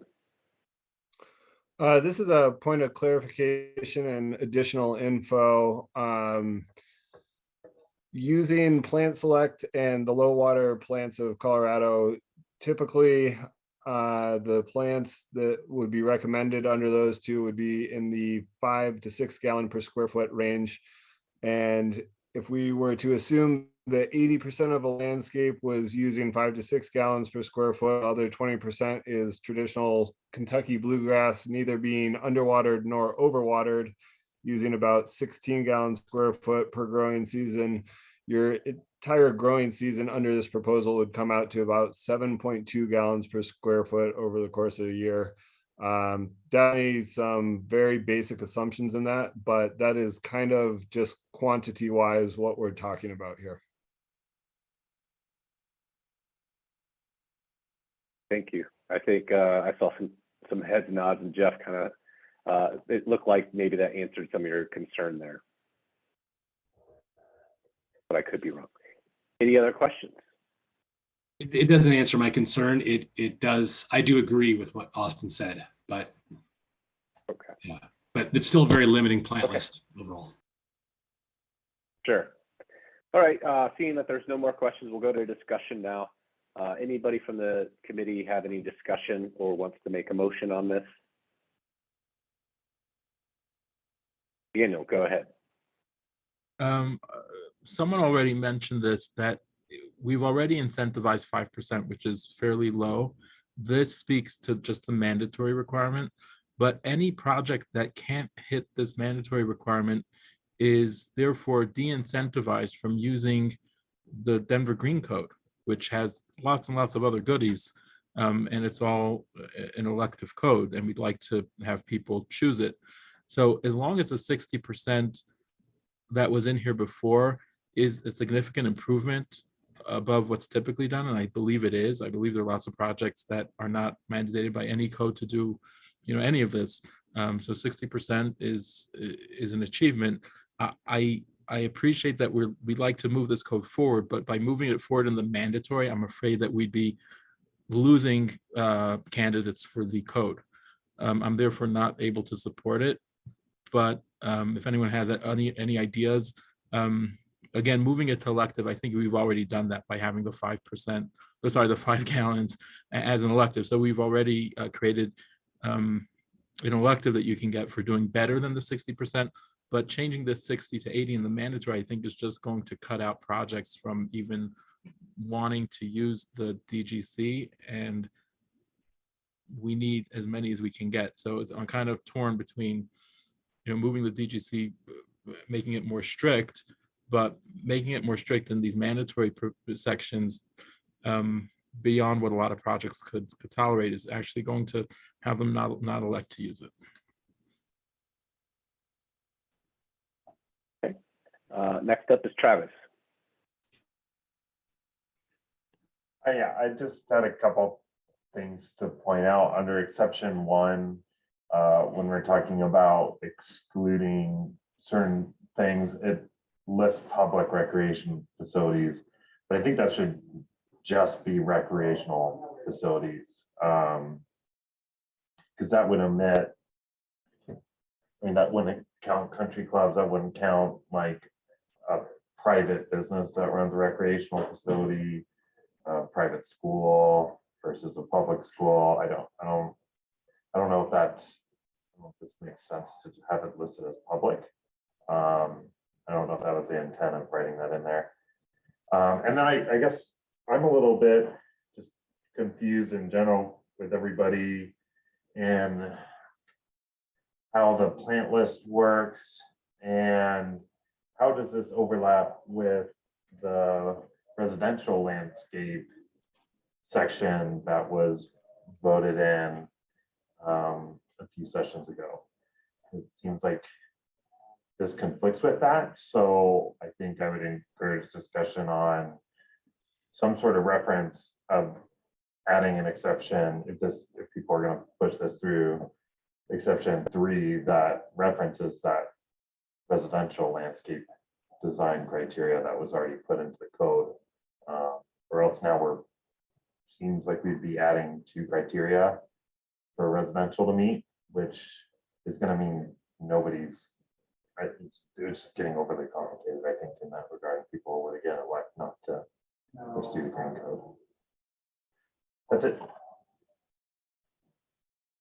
Okay, thank you. Christy, you're up next. So I had 2 things just to stress as far as the Denver Green Code goes. Right now, we are moving to make it limited mandatory use. So as we're looking at these different provisions, we have to keep in mind to look at them through 2 lenses. One is putting them out there as things that every commercial project will be choosing from to show us what's achievable and desirable for those projects. And then there is the very small pilot program, which is the more expanded use of it. But we just have to keep both of those lenses in mind. And then hopefully in the future, we're going to have limited mandatory use for residential, but we're not there yet. So it's only for the commercial projects currently. So as we're talking about provisions, I tend to look more towards that location because that affects all of our projects. And the pilots are exemplary. And so I don't want anything to cause a pilot not to be able to pursue it. So to Daniel's point, I'm not discounting that, but then it's just a question of how achievable is that truly, 80% versus 60%. And I tend to think that 80% is achievable, but I it does take creative thinking and a different mindset about the landscape, not just something that people can kind of easily hedge into. And then the other thing that I wanted to see if anybody else knows more about, I don't know enough about Denver's ecology to comment on the extent of the plant lists and whether or not limiting the plant list as is currently suggested will have negative consequences on Denver's ecology. Like, I don't know if humans weren't intervening, how many plant species would exist in a location normally for a successful ecosystem. And I'm just not versed in that to know at this point. So is a limitation of 150 plants problematic ecologically?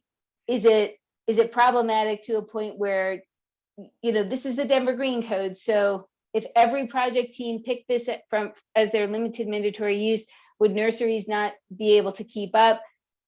I guess I'm kind of on the fence on thinking that that's really hugely problematic, but I definitely don't want to limit plant types if there's going to be a negative ecological impact? And I'm not clear on that. So I would welcome anybody who knows something more about that to please share it. Thanks. Go ahead and raise your hand if you do, but in the meantime, we'll move to Cheryl. I was just wondering, Austin, if you can run if you haven't already, back of the napkin calc with the 60% value versus the 80% value. Yeah, I did that right after I did the 80%. And as written, it comes in at 9.2 with the same assumptions. So based on that, my understanding, and this isn't an area I know a ton about, so if I've got this wrong, let me know. But that if somebody were to follow this as is, where they're limited to the plant select qualified plants or the ones on this list, it may be fairly limiting based on what they're used to. If they follow it at the 60%, you're at 9 or so. If you follow the 80%, you're at 7 or so. If you have the option to instead go do the water budget, and the water budget's 10%, it seems like everybody would just go do the water budget. Is kind of what I'm hearing, but not having gone through the process, I don't know if that's accurate, but that's just kind of how this feels to me based on what I've heard so far.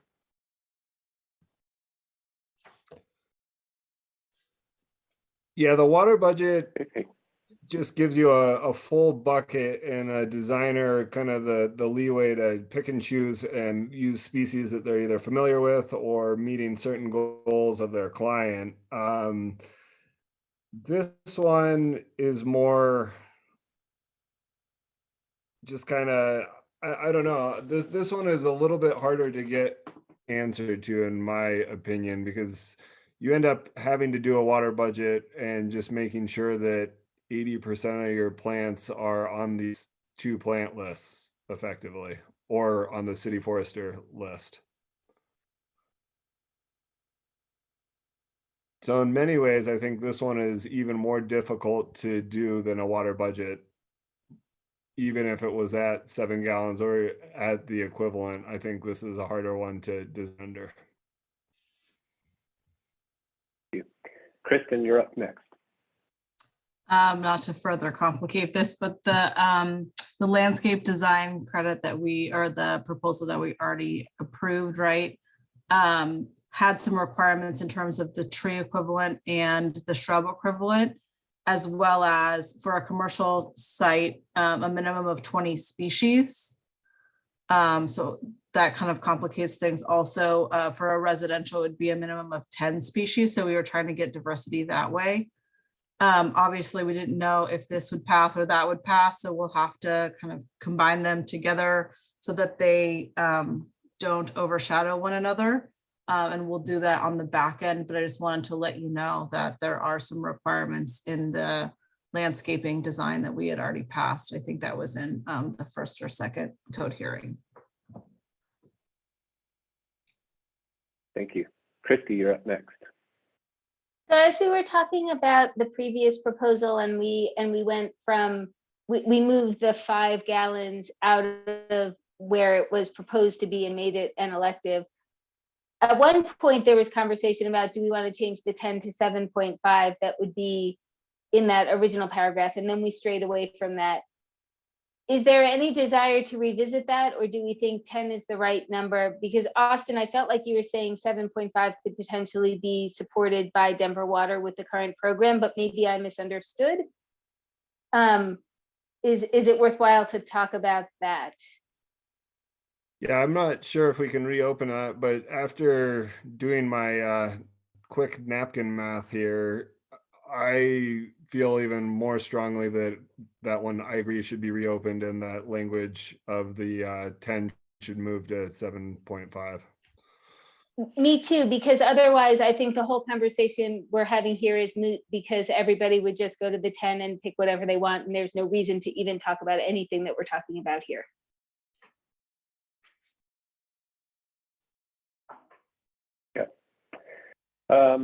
So this is the discussion portion of the agenda, so I think that's good to have. what I'd like to do, because that has been brought up, I'd like to take a vote to see if the committee feels that they would like to reopen the last proposal to make another modification to that on there. So just to get an idea, because that could potentially affect how we vote on this one, I'll go ahead and call a vote. All those in favor of revisiting that last proposal, please raise your hand.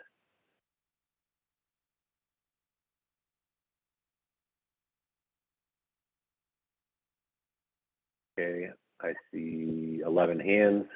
I won't ask for, go ahead and lower them. I won't ask for anybody opposed or abstaining at this point for that. So let me reopen that one up, and I will turn it, while I get that back open, I will open up the conversation or the committee to have discussion or to make a motion on that proposal.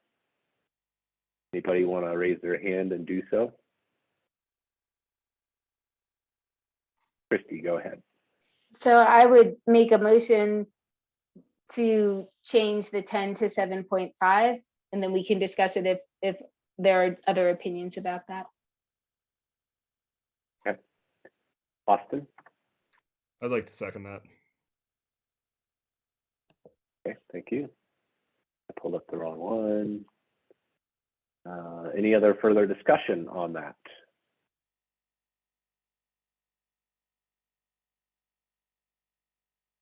Keith, go ahead.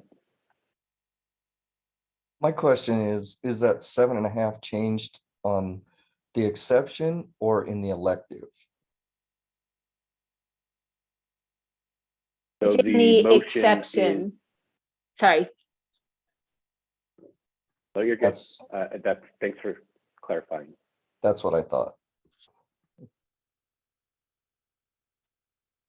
Any other discussion from the committee on that? I am pulling up the wrong one here. Sorry about that. I want to make sure that you all have the right one on the screen. Water consumption 34.7. So I got the right one. One more up. Actually 0.3. Okay, so I'll call a motion, sorry, Cheryl, I see your hand up.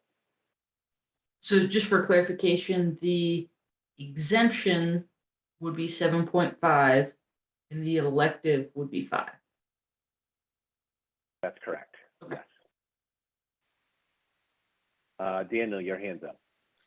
I'd just like to repeat my concern that mandatory numbers being lowered significantly could push potential projects away from use of the DGC. And I think that a project that wants to pursue DGC is so long as it is, going above and beyond. I mean, when we talk about 7.5, I heard it as a conversation of what's achievable, but certainly 10% or 60 or 10, gallons or 60% of the area being the biodiverse native, all of that is, again, significantly above and beyond already of what's kind of the industry standard.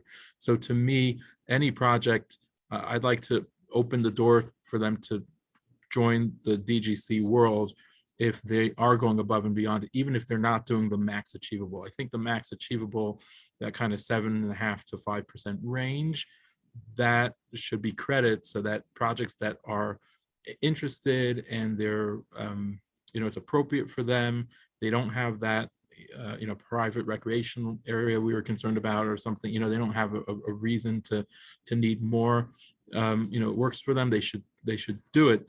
But projects are already going above and beyond, even at those lower numbers compared to industry standards. So I don't want to tell them that they're not welcome in the DGC world under a mandatory provision. So again, I'm just reiterating my concern there.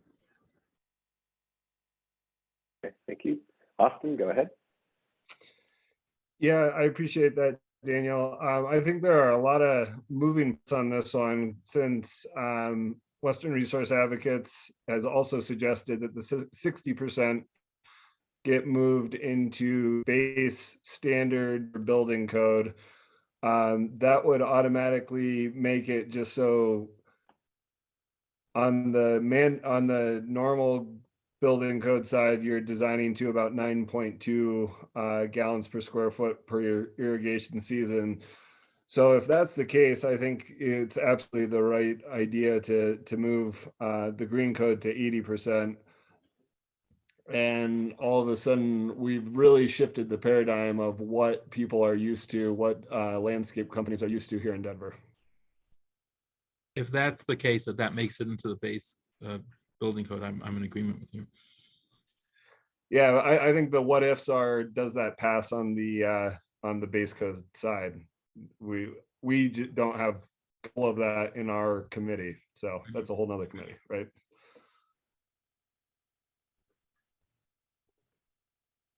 Okay, any other discussion?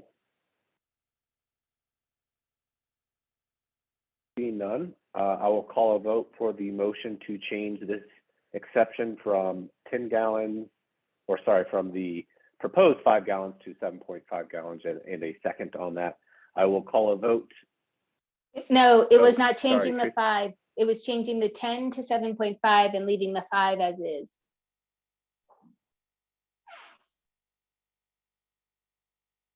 So is it not correct on the screen? It is not correct on the screen. Oh, Okay. no, the 10. Oh, sorry. Okay, sorry. I was listening to what you were saying, but yes, it's correct on the screen. Sorry. Okay, sorry for the Yeah, confusion there. do we have the elective above this? Yep. Perfect. Yeah. Okay. All right, all those in favor, please raise your hand.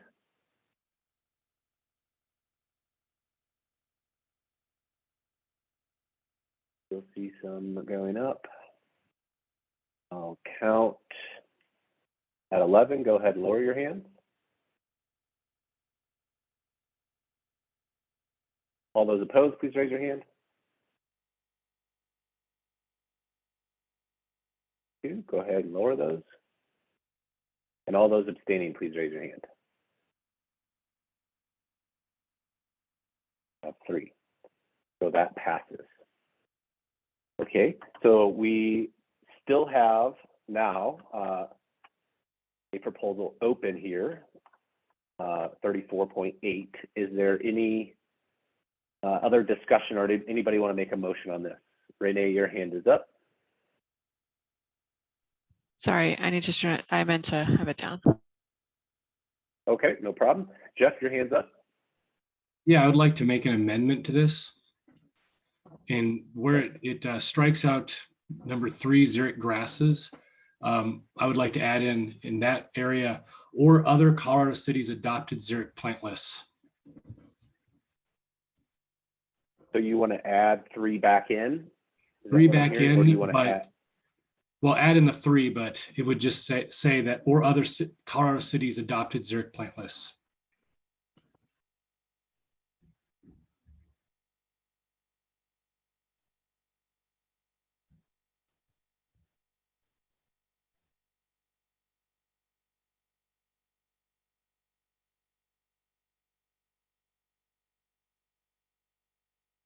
Did I capture that correctly? Except don't strike that out. Right, I'll try to figure out how to unstrike it here because I just copied it.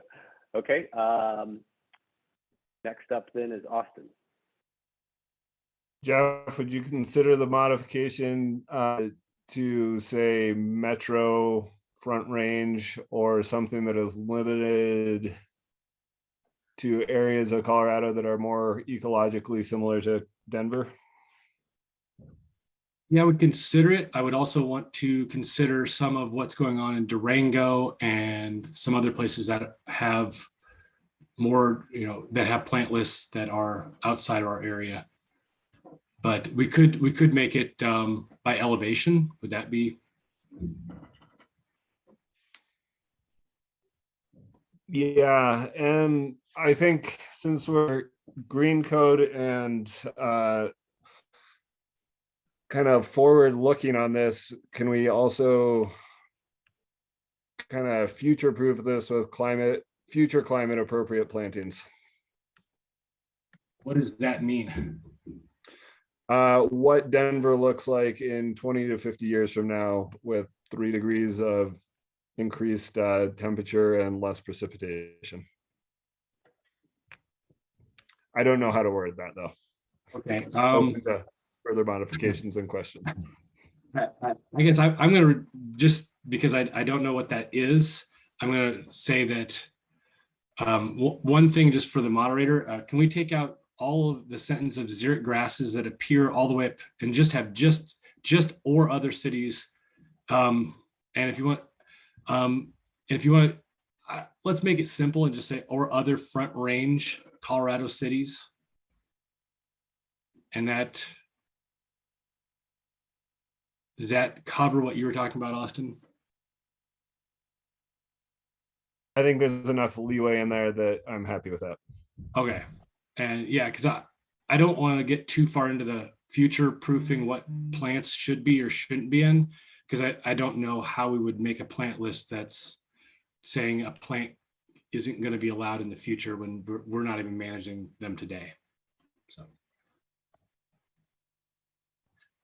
Okay, so there is a motion to make a modification. Next up is Daniel. I have some background noise. I apologize. But this would leave this number 3 would allow someone to choose any city that planted any list and called it a xeric adopted plants list, regardless of whether it was to our liking. I know we don't typically want to do this, but is this maybe Eric? Would you be amenable to saying as approved by the building official, or in other words, to use this as a way for us to borrow other cities' plant lists, but not as a way for someone to use whichever they choose? If we frame the language appropriately, we might be able to get our attorneys to be okay with it. Generally, they don't want to leave greater subjectivity to the building official, but we might be able to wordsmith it such as, Front Range, Colorado Cities, xeriscape, adopted plant lists, approved in italics by the AHJ. That's a bit more code language that could work, and that does leave the door open for us to consider and evaluate any current or future until the next code cycle code lists, and then instead of quotes, Kevin, it would actually be italicized because approved is a defined term, but I think that could work. Okay, is the person who put this forward to the modification amenable to this language? Yeah, I'm open to that. It still allows for a larger plant list and more, and gets to the intent of better plant material. Doesn't this proposal seem like it's a little bit of speculation of what we're going to have and that we're really not sure?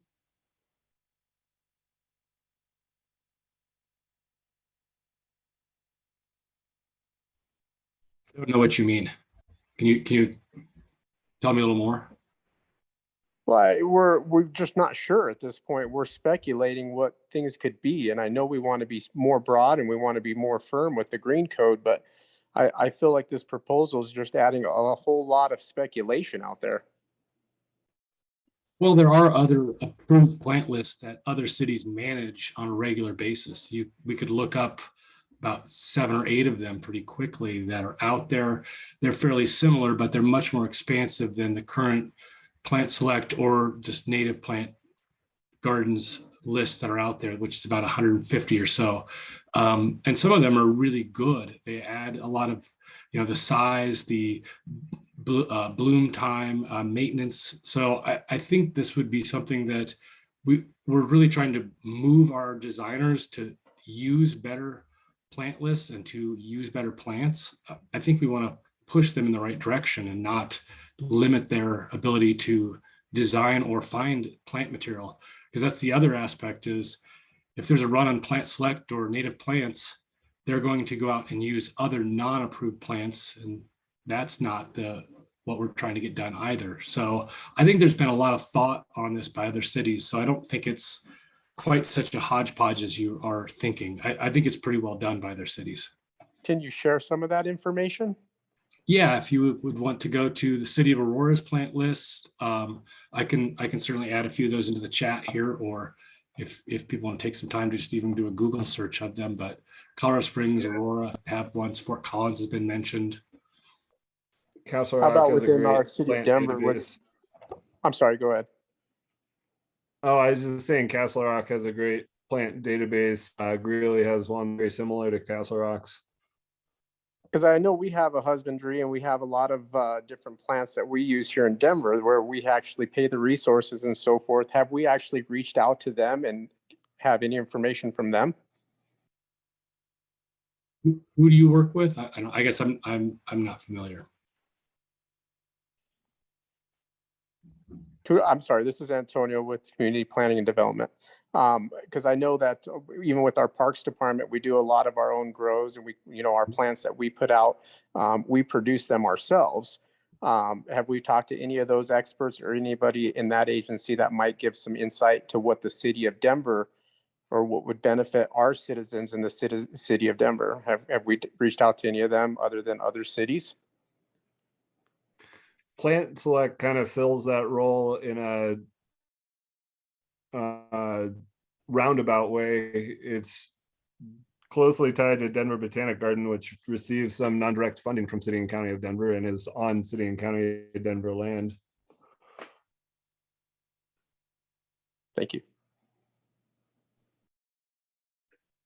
Okay, there's a motion on the table and a second, but we have a couple more hands. Josh, go ahead. Yeah, I was just it doesn't have to do with the motion here. I think I have still have a general discomfort with this whole proposal. Maybe it's just semantics though, because it's about landscape design, but then I see it's about biodiverse plantings, but then we're talking about approved plants, which seem to be about xeric and low water. We talked about how we address low water. Is there agreement about what problem we're trying to solve? Is this about biodiversity? And I'm trying to remember if we've approved something else that speaks to biodiversity or pollinators. And I guess for the sort of people who are more familiar with this topic, what is, and even the sort of past discussion about providing plant lists, is that to facilitate using native species? And is this about sort of native species? So I guess I'd love to just sort of hear before we sort of add something else that may not be additive, what we feel like we're trying to accomplish with this one.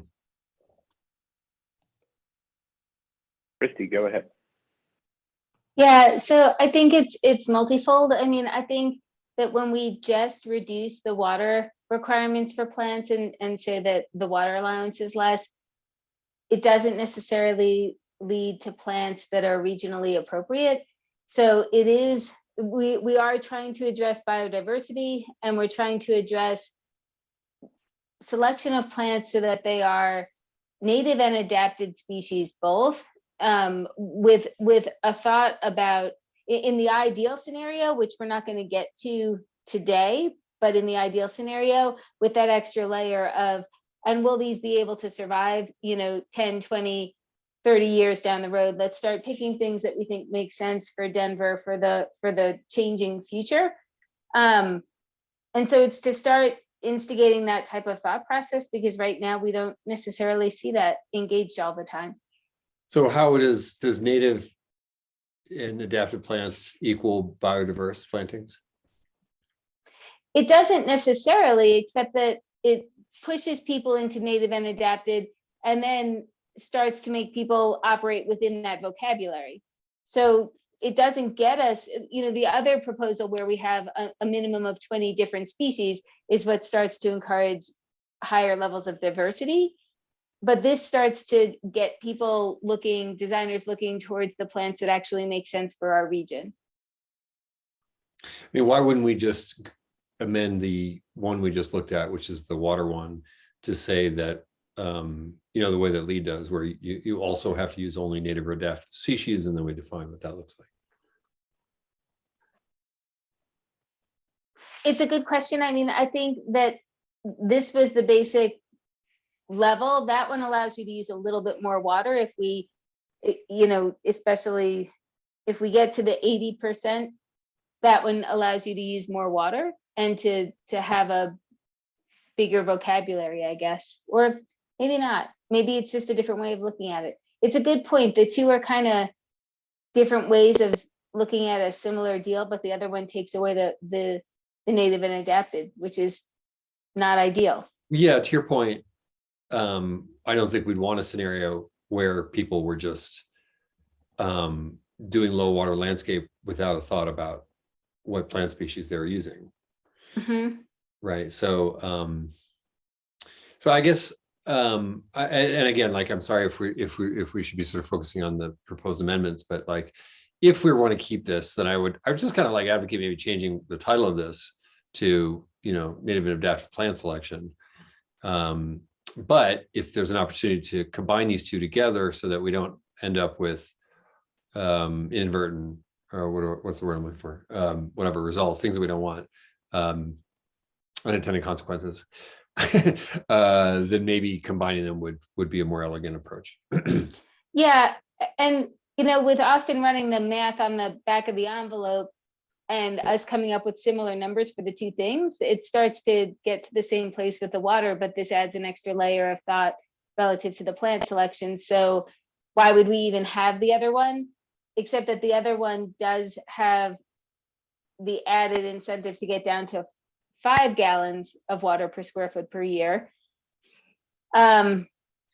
which can be done with extra diligence on native and adapted species. You know, or just adding to it. I mean, all of these speak to xeric. You know, I assume there are some landscapes where it's appropriate to not use xeric plants. You know, if it's you know, riparian, where you have, you know, you're planting around stormwater detention, and I assume the plant lists would be more wetland oriented plants there. And I don't know if there's opportunity for those within these categories. I think there would be, because there would be that extra 20%.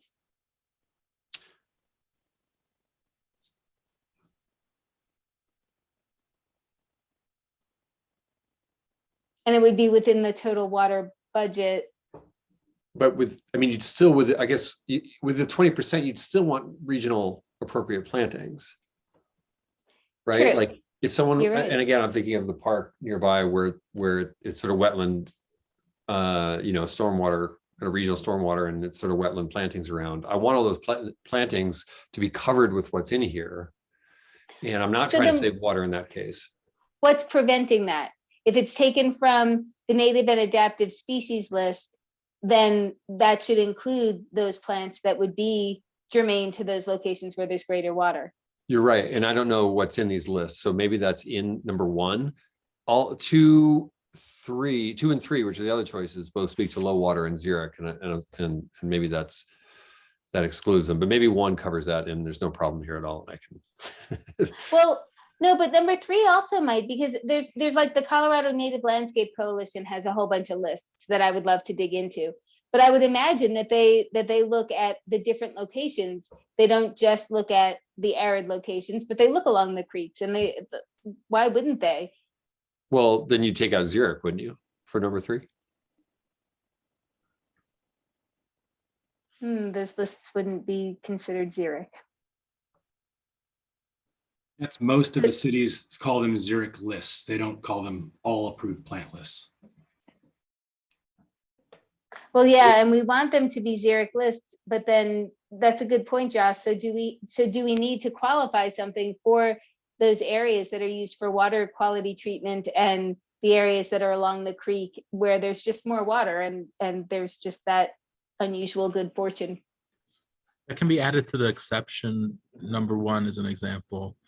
You know, a water treatment area with wetlands.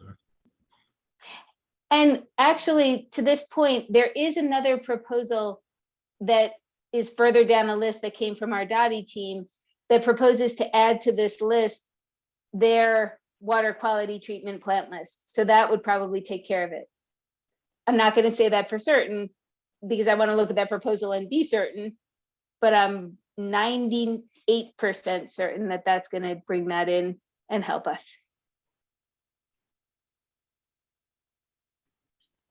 And I want to answer the question about how this is applied from a code review application. There is a problem with the biodiverse plantings part of this because it's not quantified at all. So even though it says landscape shall be biodiverse plantings, we would not enforce that per se. What would be enforced is, AB, and we can't enforce the biodiverse plantings without a number of how many varied plantings.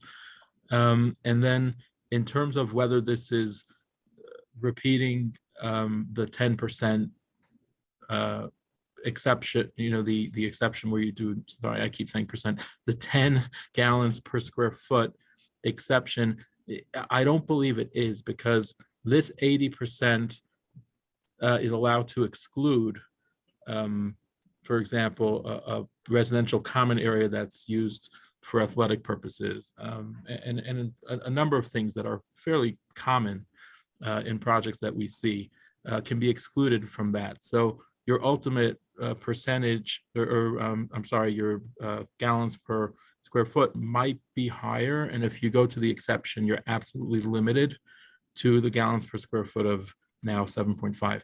So I think that's why not to say that it shouldn't be, but the xeric and the native and all that is you kind of become exempt when you've done something that's more absolute and better across the board.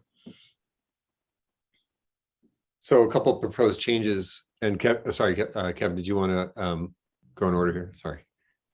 Or Travis, I don't know if you want to comment on that before I jump in. Sorry. You're good. I wanted to see, just jumping in, if Jeff was okay with amending exception 1 to remove public from recreational facilities. So it's recreational facilities, including private entities. And then can we just add an exception 3 in there for the wetland criteria that everybody brought up before we keep going on? Are you open to that, Jeff?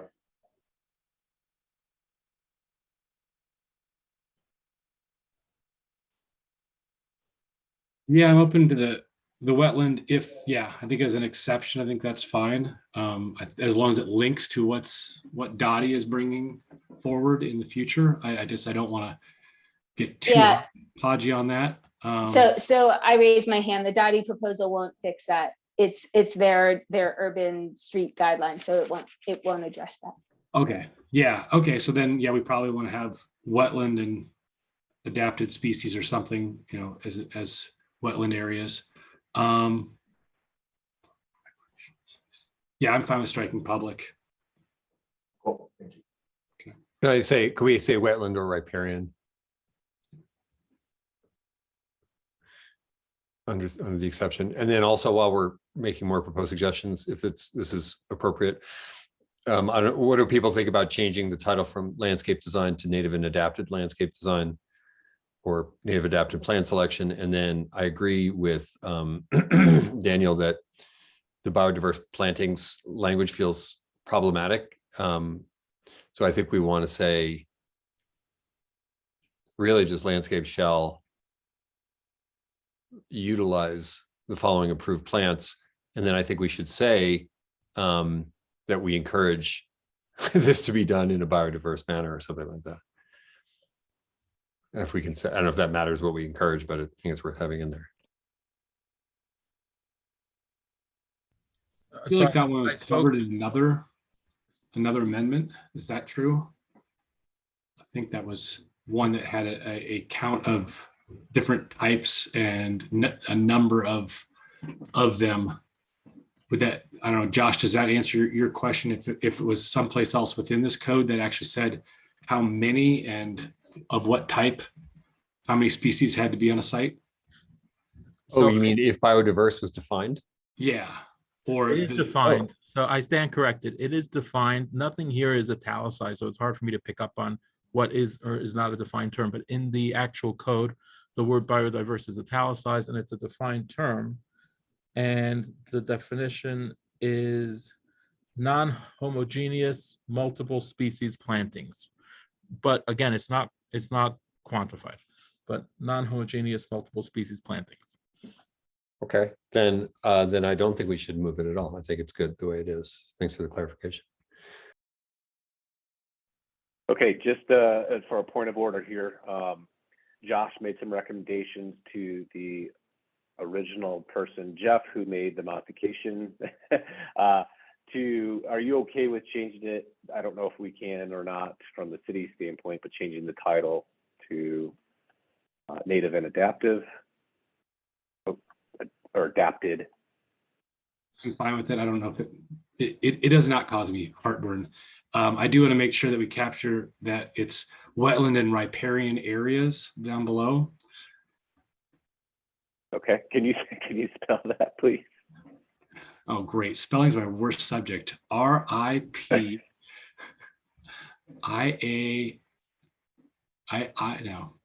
I think it's A-R-I-A-N. Let's see if I'm right. It'll spell check it. I can type it out. R-I-P-A-R-I-A-N.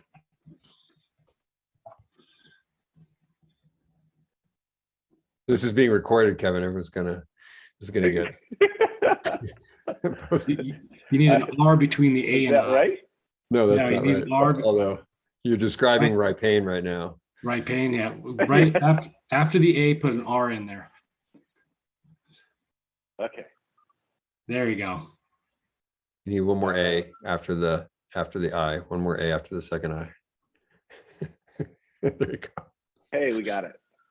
I like that we're all great spellers here. Thanks. Okay, so we're okay. Jeff, you're okay with those on your original motion for modification? Well, it's wetland and riparian areas. Okay. Would be the exception. And areas, Kevin, is A-R-E-A-S. Yeah, thank you. All right, did we capture that? And then strike out the and adapted species. That's no longer relevant. Okay. And we're good. Thank you. All right. So now we got clarification there and in order. So let's go to the next hand that's raised, which is Christy. I just want to be sure that terminology is working. Wetland would capture any water quality treatment areas, like that would qualify as a wetland.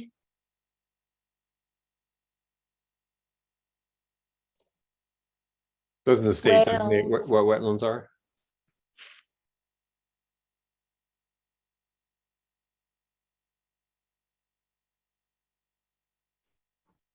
I just want to make sure we don't exclude like bioswales and the plants that go in these in sort of these water collection areas, where we do on-site water quality treatment on the surface, which we would love to encourage more of, and not see underground tanks every time.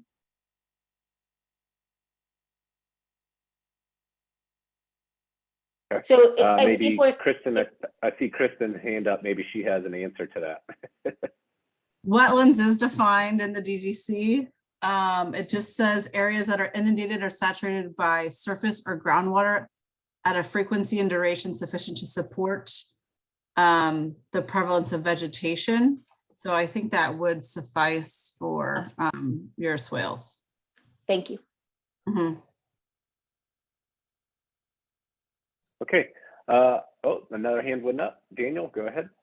As someone who works with the code, I'd like to recommend or ask if the title could be kept minimal. We often reference a section, even in other parts of the code. It's like section landscape design is mandatory. If we, the native adapted is maybe a PR move, but that's not what code is about. If the content of the code gets us where we need to be, the subsequent section is irrigation. So landscape, irrigation, it makes sense to me to just keep it concise, but I don't know if the consensus on it.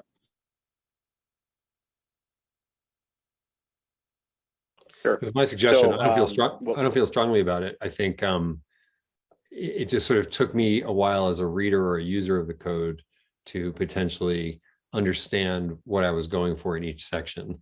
And in reading the language, I still really wasn't clear what I was trying to do, whether I was trying to save water or just use the plants that you're sort of, so I would just want maybe something in the purpose statement, even if you call it landscape design, start it by saying like, to encourage the use of native and adaptive plants. So there is a larger problem then, because this is a subsequent section to 60131, which is site water use reduction. So this is all part of the mandatory site water use reduction. So in terms of intent, it's always going to be confusing, because site water use reduction, and under that you have the landscape requirements, the irrigation requirements is the next section. So these are all subsequent sections beneath how to achieve site water use reduction. That's the overall title of this 60131.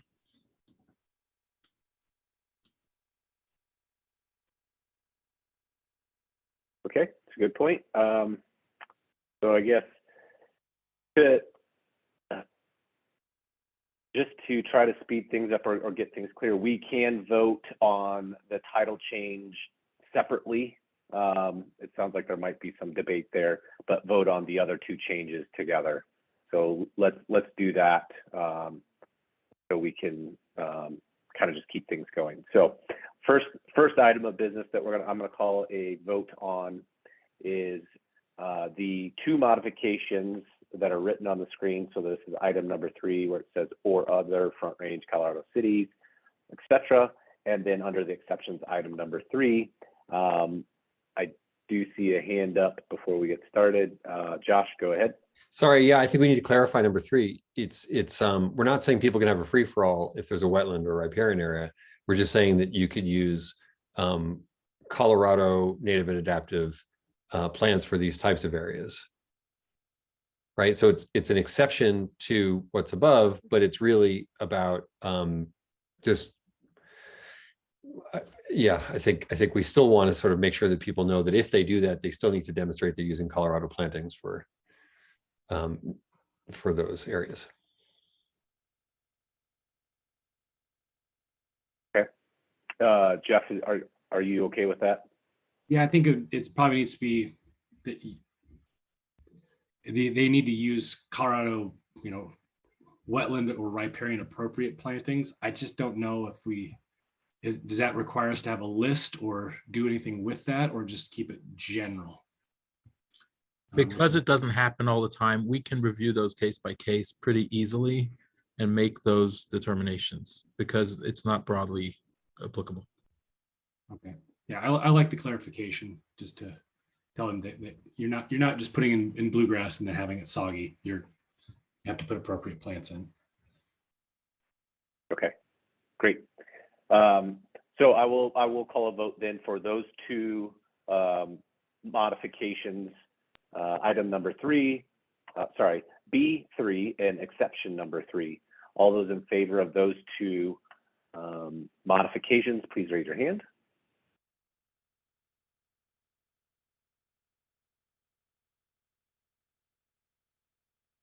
Go ahead and lower your hands.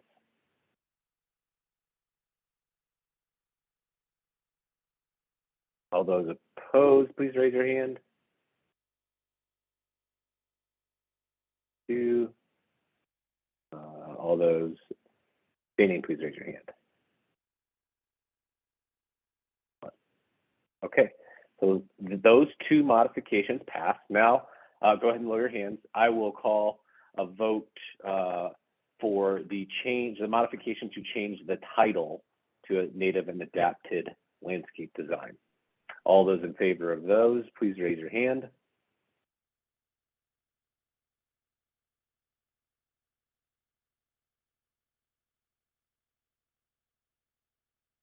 Four, go ahead and lower your hands.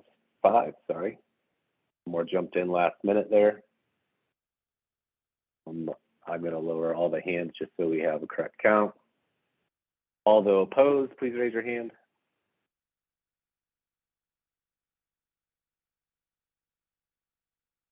4, go ahead and lower your hands. 3, go ahead and lower your hands. 2, go ahead and lower your hands. 1, go ahead and lower your hands. 1, go ahead and lower your hands. 2, go ahead and lower your hands. 3, go ahead and lower your hands. 4, go ahead and lower your hands. 5, sorry. More jumped in last minute there. I'm going to lower all the hands just so we have a correct count. All those opposed, please raise your hand. 4, go ahead and lower your hands. 5, sorry. More jumped in last minute there. I'm going to lower all the hands just so we have a correct count. All those abstaining, please raise your hand.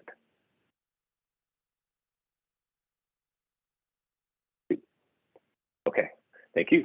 So the title does not change then. So let me take that out of here. All right, so we have a amended proposal on the table. Anybody want to make a motion to approve? Or anybody want to have any further discussion? Jonathan, go ahead. Sorry, the reference to Colorado Front Range felt a little bit vague to me, so I was just sort of looking around to try and find some maps on maybe like an eco region that's a little bit more specific. And I just came across this map from USGS that I'm going to drop in the chat. And I was wondering if people thought there was room to be a little bit more specific about this, because you're sort of looking at this map. I mean, there along the Front Range, there's some areas that are sort of not particularly similar to us here in the greater Denver area. So I don't know whether it's that we say, we reference something from the USGS, or that's or maybe it's Colorado Parks and Wildlife, or I don't know if anybody has more thoughts on that.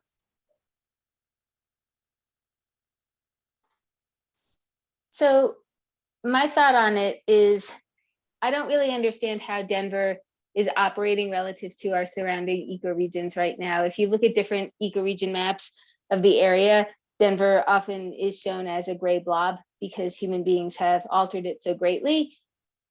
And without understanding the interaction of what's happening within our green blob relative to what's surrounding, it's hard to know what would be beneficial versus not. And that's why, in my mind, I would typically tend towards the greater flexibility of the Front Range, because I'm just not sure yet how Denver is contributing or is able to positively contribute. There is study that is ongoing for the surrounding ecoregions, and also study that is projected for this summer relative to Denver that would hone in on that more. Until those studies are done, it's hard for me to know if we really want to narrow it, just from my perspective.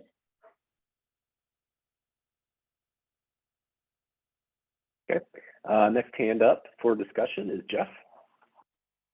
Or to make a motion. Sorry, I don't want to, not allow you to make a motion. You can. No, I was going to say very, very much the same thing that Christy just said, is that I think one is to make sure that we're trying to give, designers, the people that are working with these are landscape architects, sometimes civil engineers. Adding more complexity to their life generally causes them more headaches. And I think just giving them, a city to look at, or, places that are similar as far as urban areas, is probably more likely for them to look at it. I like being more specific. I like that, Jonathan. I think it's just, I don't know if this would be useful for those people that are looking at it, and that, the difference between, Fort Collins isn't a different ecoregion, but from what happens in the landscape, it's not that different as far as the city goes. So I don't know. I think I would prefer just to keep it the way it is. I did find a mistake that I did. When I called a vote, I did not take into consideration us taking out the word public. So I do want to call a vote on that modification. Sorry about that. So all those in favor of taking out the word public in exception 1, please raise your hand.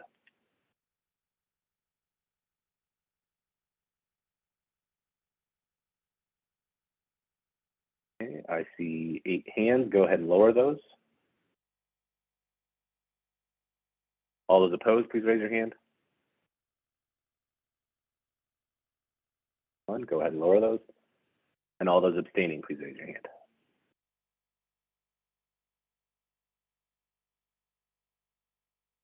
Three. Okay, go ahead and lower those. Thank you about that. Sorry about that. I didn't include that. All right. So we have, again, we have a proposal that has been modified. Does anybody want to make a motion about this modified proposal? Courtney. I'd like to make a motion to approve as we see on the screen. Okay, thank you. Is there a second? Christy? I would second. Okay, great. Any discussion? Seeing none, I'll call a vote. All those in favor as approving as modified on the screen, please raise your hand.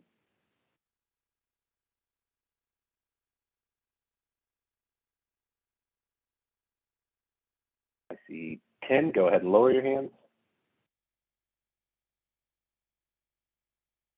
All those opposed, please raise your hand. 0. And all those abstaining, please raise your hand. 1. Okay, so it passes as modified. Okay, so sorry about that it took longer than I thought.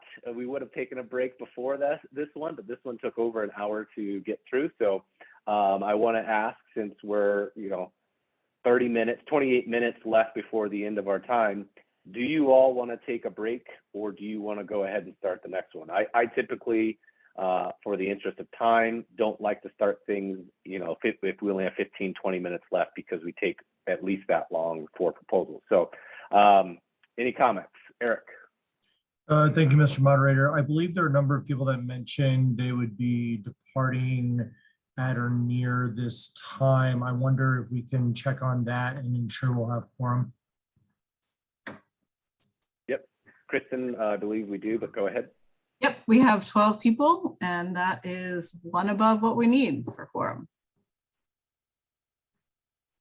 Okay, anybody want to, let's just do a quick vote. Who wants to continue on and not take a break? Raise your hand.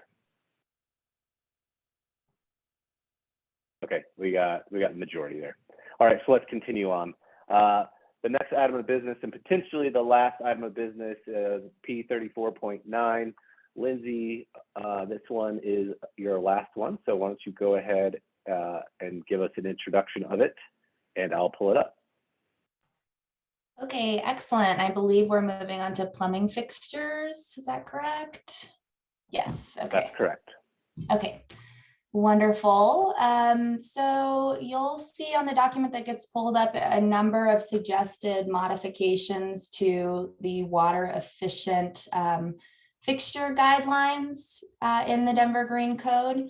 Many of the original fixture volumes listed in the Denver Green Code have been shown to be readily available on the market at little to no cost increase. And we feel that, as Denver densifies and builds more multifamily residential homes and communities, indoor fixture efficiency requirements will really be a big way for us to impact our water savings, potentially even more so than landscaping moving forward. I know that the Denver Water Pilot Project saw approximately 90% of the water savings coming from indoor uses from 2017 to 2021. So, Denver Water folks can talk more about that, but really making sure we're being as efficient as possible with our fixtures and our appliances can make a really big impact.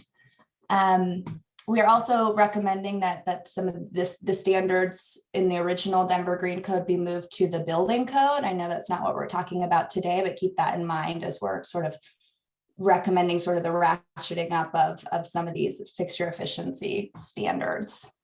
So I'm just going to move down the list, and most of the recommendations that you see in this section of the text are reflected in the chart as well. That's a little bit further down the page. So we're recommending that toilet fixtures be reduced to a fixture efficiency of 1 gallon per flush.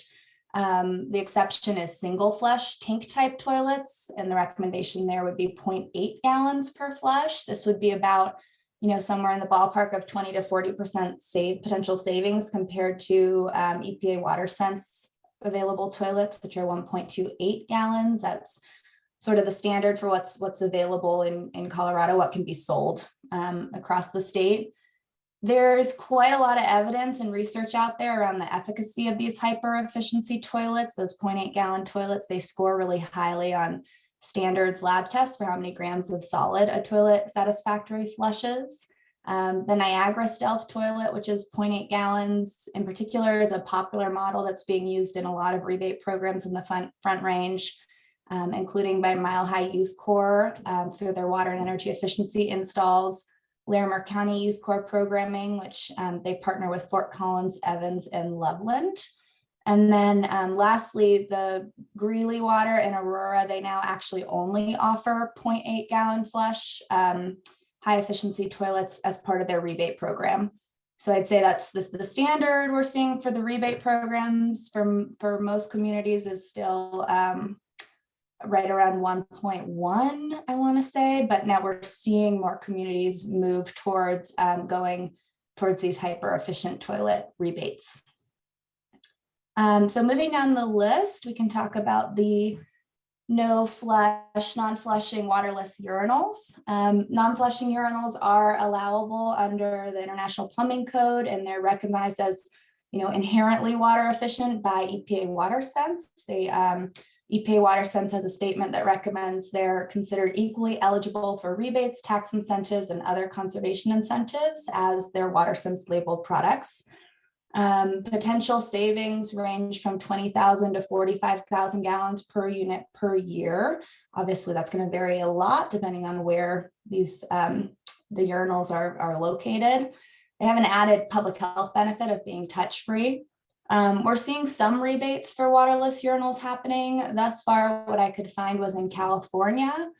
So Metropolitan Water District offers a large rebate across sort of the Los Angeles area, and some other water providers offer those rebates as well. And then on the code side, Pima County, Arizona was an example I found. They amended the 2018 IPC to require that all urinals installed in new construction are waterless. So they're the example I found of sort of a base code moving in this direction. Moving on to residential bathroom sinks, we're recommending a reduction from 1.2 gallons per minute to 1 gallon per minute. There's a lot of available products on the market at 1 gallon per minute that are, the same or very similar price to a higher flow sink faucet. The other thing I want to note is that faucet aerators that we add to our sinks to reduce the flow are typically 0.5 or 1 gallons per minute. And these are used across the board in indoor efficiency programs and audits and rebates in the Front Range. It's really common for folks to add these faucet aerators to their sinks. So we see those with Resource Central, Mile High Youth Corps, Xcel Energy. And on Denver Water's retrofit page, there's some language that says a flow rate of 1.5 gallons per minute in the kitchen is helpful for cooking uses, whereas 0.5 gallons per minute is plenty for bathroom sinks uses such as brushing teeth, washing hands, or shaving. So, some evidence here to suggest that this is sufficient flow in a bathroom sink. Moving on to residential shower heads. So we're recommending 1.5 gallons per minute for residential shower heads. There are a lot of products available at 1.5 gallons per minute flow rate, or even lower at 1.25 is becoming more common. And again, per Denver Water's retrofit page, there's some language that says high efficiency shower heads that earn the WaterSense label use no more than 2 gallons per minute. Some models use as little as 1.5 gallons per minute without sacrificing performance. So some evidence here to suggest that this is feasible. And finally, I'm going to wrap up here with clothes washers. We're recommending a reduction in the water factor for clothes washers to 3.2 gallons per cubic foot of drum capacity from 5.4. Clothes washers, this type of change has the potential to use significantly less water and of course significantly less energy to heat that water. It's a huge use of energy in our homes. There's a lot of product availability. If you take a look at the Energy Star list of most efficient clothes washers in 2022, There's 57 models listed there that range in water factor from 2.7 to 3.2. Very easy to find these types of clothes washers at a similar cost or slightly higher cost than a standard model. And I will go ahead and pause there. I know that was a lot of information. Thank you. We will open it up to the general public. Anybody that wants to speak in support of this proposal, please raise your hand. Anybody from the general public that wants to speak in support, please raise your hand. Third and final call, anybody from the general public that wants to speak in support. Seeing none, anybody that wants to speak in opposition, please raise your hand. Anybody from the general public that wants to speak in opposition, please raise your hand. Third and final call, anybody who wants to speak in opposition. Seeing none, I'll turn it over to the committee for questions. Anybody have any questions on this proposal? Eric, go ahead. Thank you, Mr. Moderator. Lindsay, in particular related to the toilet reduction to 0.8, I have trouble finding anything other than the Niagara, and certainly I'm not seeing any. That doesn't mean they're there. I'm just not seeing any from what I would consider to be some of the major manufacturers, in this range. So I have a concern about that particular item in terms of availability and perhaps cost. If we only have one manufacturer, that's generally not something we would consider putting in code, as it would force a sole source advantage for that. Can you speak to the availability of these and in the appropriate price range? Thanks, Eric. I'm aware of a number of different manufacturers who are making these 0.8 gallon toilets. I mentioned Niagara Stealth because it's the product that we're seeing as most popular in some of these rebate programs. I can't speak to whether these are the major manufacturers putting out these products, but I know that there's not just the one option here.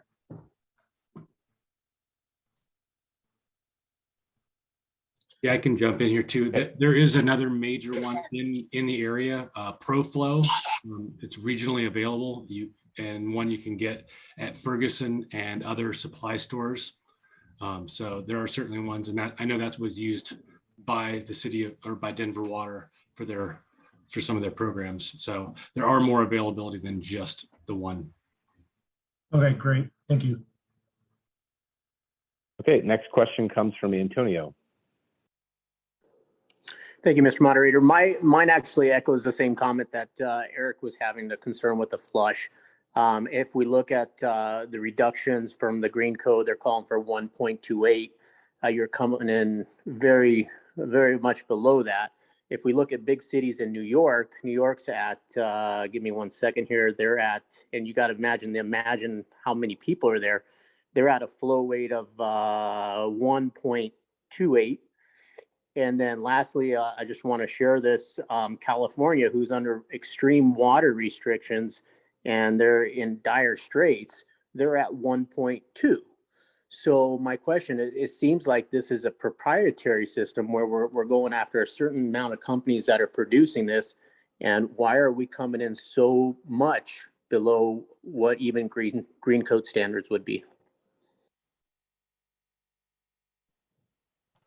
So if I understand the question correctly, Colorado's statewide fixture efficiency standards now state that it's not that you can only legally sell products in the state of Colorado that that meet EPA water sense standards, which for toilets are 1.28.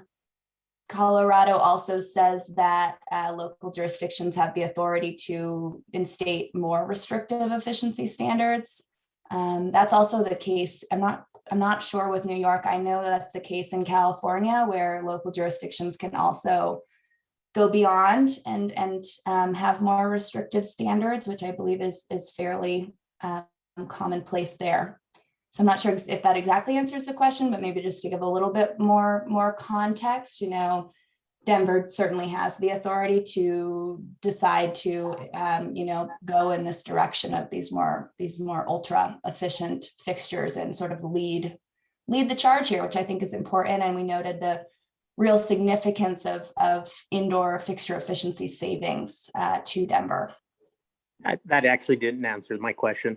Why are we going so much farther than what is the standard of the green code and some of these big cities that outnumber us population and cities that don't have any water? Why are we going so far extreme? I would And I say know, I was going to say, I know that we have the authority to do that and we're trying to do the best interests of the people. I get that. But this is the same thing that we're talking about the plants. Well, you used examples in the plants where we were using other cities. So by the same token, I'm using other cities and I'm just curious, how come and why are we going so strict? Yeah, I see the distinction now. I think the biggest, strongest argument to go and move in this direction is the technology is now available here to move in this direction at a similar cost. And it's, we're starting to really prove up some of these hyper efficient technologies. I see the distinction because in the other standards that I have been talking about, I've given you a lot of examples of other cities that have done things that are very much aligned. And I would say that this would be a little more forward thinking. I mentioned Pima, Arizona has these code requirements around waterless urinals, but we haven't seen as many cities in Colorado sort of step up and decide that they're gonna have these types of more restrictive standards. I think the market is there for this. I think we can do this, but Denver would really be coming out and sort of be the innovator here. Thank you. Next question comes from Chris. Hi there. My question is regarding who this is intended for more. Is this more intended for new construction, or is this going to be intended also as an elective for existing buildings and existing locations for the green code?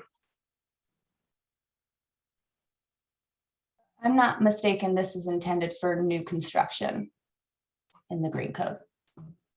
Okay, thank you very much. That clarifies for me.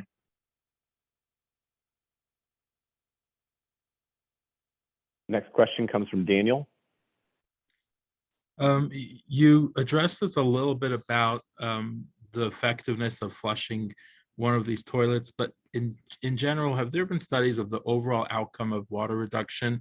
Because if I were using myself as a study, I've been in showers where I have to spend more time in the shower, or if I'm in a building where there's a shared washing machine, I know the ones with the low water, the duration of the wash, maybe the capacity of load as well, but the duration is certainly longer, the soak is longer, and not as many people can get in to use the machine. And washing your hand, has someone studied, and I'm sure the answer is yes, but maybe you can elaborate as to, has there been a study of the absolute outcome, not just the volume that the fixture can handle, but how those fixtures are being used, and that there is a reduction, and that's a very significant one, equal to the water reduction of the flow? Yeah, it's a really good question. I think those studies are out there. I know EPA Water Sense, obviously with their standards, they're doing that kind of efficacy check. We're asking to go beyond that. I know I've come across some of these. Alliance for Water Efficiency comes to mind, and some other entities that have done these types of studies. I don't have the data in front of me to provide around total water savings. Again, I would say that I think the market wouldn't be moving in this direction if there wasn't some efficacy here, and some research to suggest that these products are effective. Understood. I've heard anecdotally more, but that there have been some studies, and that's why the products are more obscure, is because there has been some, and I don't know if the studies are conclusive at this point, but there's been some show that there is some additional time of water use. Not to say that there isn't an ultimate savings with these fixtures, but that there's maybe that second flush or that extra time in the shower, etc., is something that has been shown up in studies. Right. Yeah, I can speak to this a little bit. There have been very limited studies done only on single family residential that have shown that when you go below 1.8 gallons per minute, that people do use a little additional time and that there is very little savings after that 1.8 gallons per minute. But I'm also going to say that in Denver Water's experience, when I ran programs that did large retrofits on multifamily commercial buildings, that those saw increased water savings when they went to the 1.5 gallons per minute versus a 2.0 or 1.8. So I think there's certainly, some difference of what's going on within different building types, but I think that Lindsay is correct that overall the market is shifting and that the green code, the desire to shift the marketplace is there within this code. Next question comes from Eric. Thank you, Mr. Moderator. With respect to the proposal for the waterless urinals, there are definite known issues from odor perspective that are certainly relevant. However, I also want to speak to, I guess I would call it the trade-off between very low water use and the chemical use that is associated with these types of fixtures. And I would suggest that those chemicals are actually far worse than the small amount of waters for the very ultra low flush urinals in these cases. Sorry, that's more of a comment than a question. I did have a question, but I forgot it at the moment, so I will step away and let the next person go. All right, Cheryl, you're up next. So Jonathan posted links to a couple of major manufacturers and their low flow toilets. I appreciate you doing that. Looking at these, both of these, one's a Toto and one's a Kohler, our dual flush in the low side is 0.8 GPF. The high side is 1 or 1.28, depending on the manufacturer. The way I'm reading the language of this toilet specification shall have a minimum full flush volume of 0.8 gallons, since it's, or sorry, should have a maximum full flush volume of 0.8 gallons. So the way I'm reading that, neither of these two toilets would comply with the standard. Somebody check me on that. That's true. And can I just tag on a little statement on that? We talked about this when the proposal was being developed. And the thinking was that the 3 major manufacturers didn't currently manufacture toilets that met this standard. But because this is Denver Green Code, and Denver Green Code is being utilized to try to push things in the right direction, be it developer preferences and choices and what's being installed, or market availability, or manufacturer provision, it did not offend us that, or at least some of us, I don't want to speak for every human being, but the sort of reason why we didn't object to having this put into the proposal is because there are multiple manufacturers who make toilets that meet this standard, and the big 3, it'd be great if they started making them too. And so why not have it be in a code where you get to choose to pursue this provision and tell the manufacturers that you want this. And we're not proposing to make it mandatory right now in Denver. We're proposing to put it in the Denver Green Code where it's a choice, where it incentivizes or encourages people to tell the industry that this is what we want. Thanks. Christy, your hand was up next for a question. I don't know if you still had a question. Oh, the other thing, so yeah, I was just going to make a comment actually in response to one of the questions a couple questions ago. The low flow shower heads in particular, we did some research on this on a project a while ago, and I think that there's a really important distinction about the technology that's available. There are some really abysmal low flow water shower heads, and there are some really, really excellent ones. And the longer time required because there's less water is tied to the abysmal ones, but the really excellent ones do not result in that added time. So there's kind of a self-sorting that has to happen within the market to get us to the low flow that are the good technology. So I want to clarify that because there are studies that show different things, but it really does depend on the fixtures, and there's a range of benefit out there. Thank you. Next question comes from Antonio. Thank you, Mr. Moderator. So the next question I would have would be, obviously, once we reduce that, anytime we're below 1.2 gallons, it's just difficult with clogging. It makes it real hard. And yeah, we want to push them to make this, but we're not there yet. Again, I feel like it's a proprietary deal where we're going after just a few companies until they make it.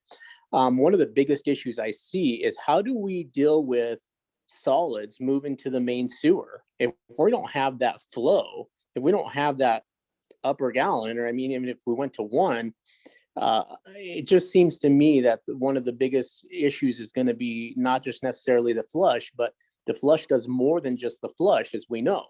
And that's moving the waste to the sewer main.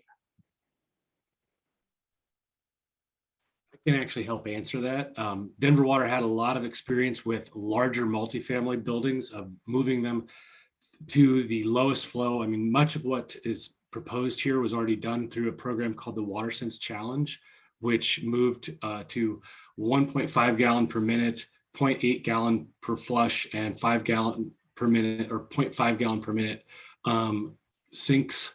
So we put those in already, and we did that in about 40 different multifamily settings and did not see drain line carry issues, did not see increased incidents of clogging or anything within the building or within the toilets.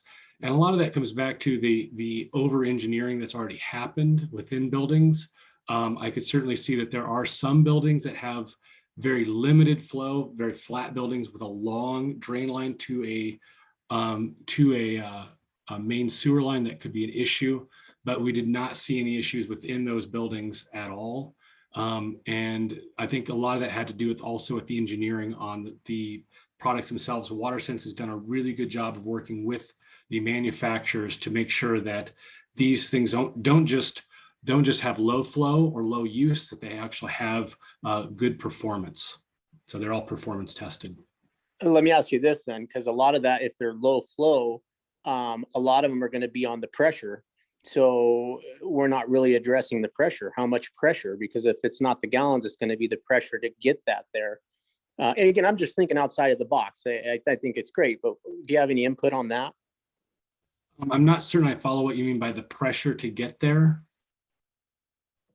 Do you mean on these are for tank type toilets? The other ones are the flushometers, and those are all 1 gallon for that reason. They do rely on the built-in pressure to move a certain amount of water through the toilet bowl and then through the lines. Thank you. That answers that. Thank you. Okay, we have less than a minute left, and I want to be respectful of time, but we do still have some hands up. Actually, I see only one more hand up. So let's get that last question handled, and then I think we're going to have to table this until next time. So Eric, you have the last question. Thank you, Mr. Moderator. Appreciate it. There was a question that was raised earlier, whether or not these provisions applied to new construction or existing. And what I would like to comment on and ask the committee to consider when we come back to this is that we're simply talking about a fixture replacement. And quite frankly, when we're talking about the efficiencies that we're considering here, it seems to me that there's simply no reason not to apply these to existing construction equally as we would to brand new construction, because you're unbolting a toilet and bolting a new one back on, or popping a sink or unscrewing a shower head. So it's not like we're talking about something that's majorly different, really, from a new construction versus replacement perspective. Just my 2 cents on that. And that actually was going to be in the form of the question, which is whether or not the proponent or the committee would consider that as we go forward. That's all. Thank you. Okay, thanks. So we can pick up with questions next time, but I'll call a vote because we're at the end of our time. To table this, all in favor of tabling until the next committee, please raise your hand. I have 12. Okay, that's majority. Go ahead and lower your hands. That will be the end of today. As always, I'll stay on the line for any questions, comments, or criticism, but thank you all for joining today, and we'll see you next time.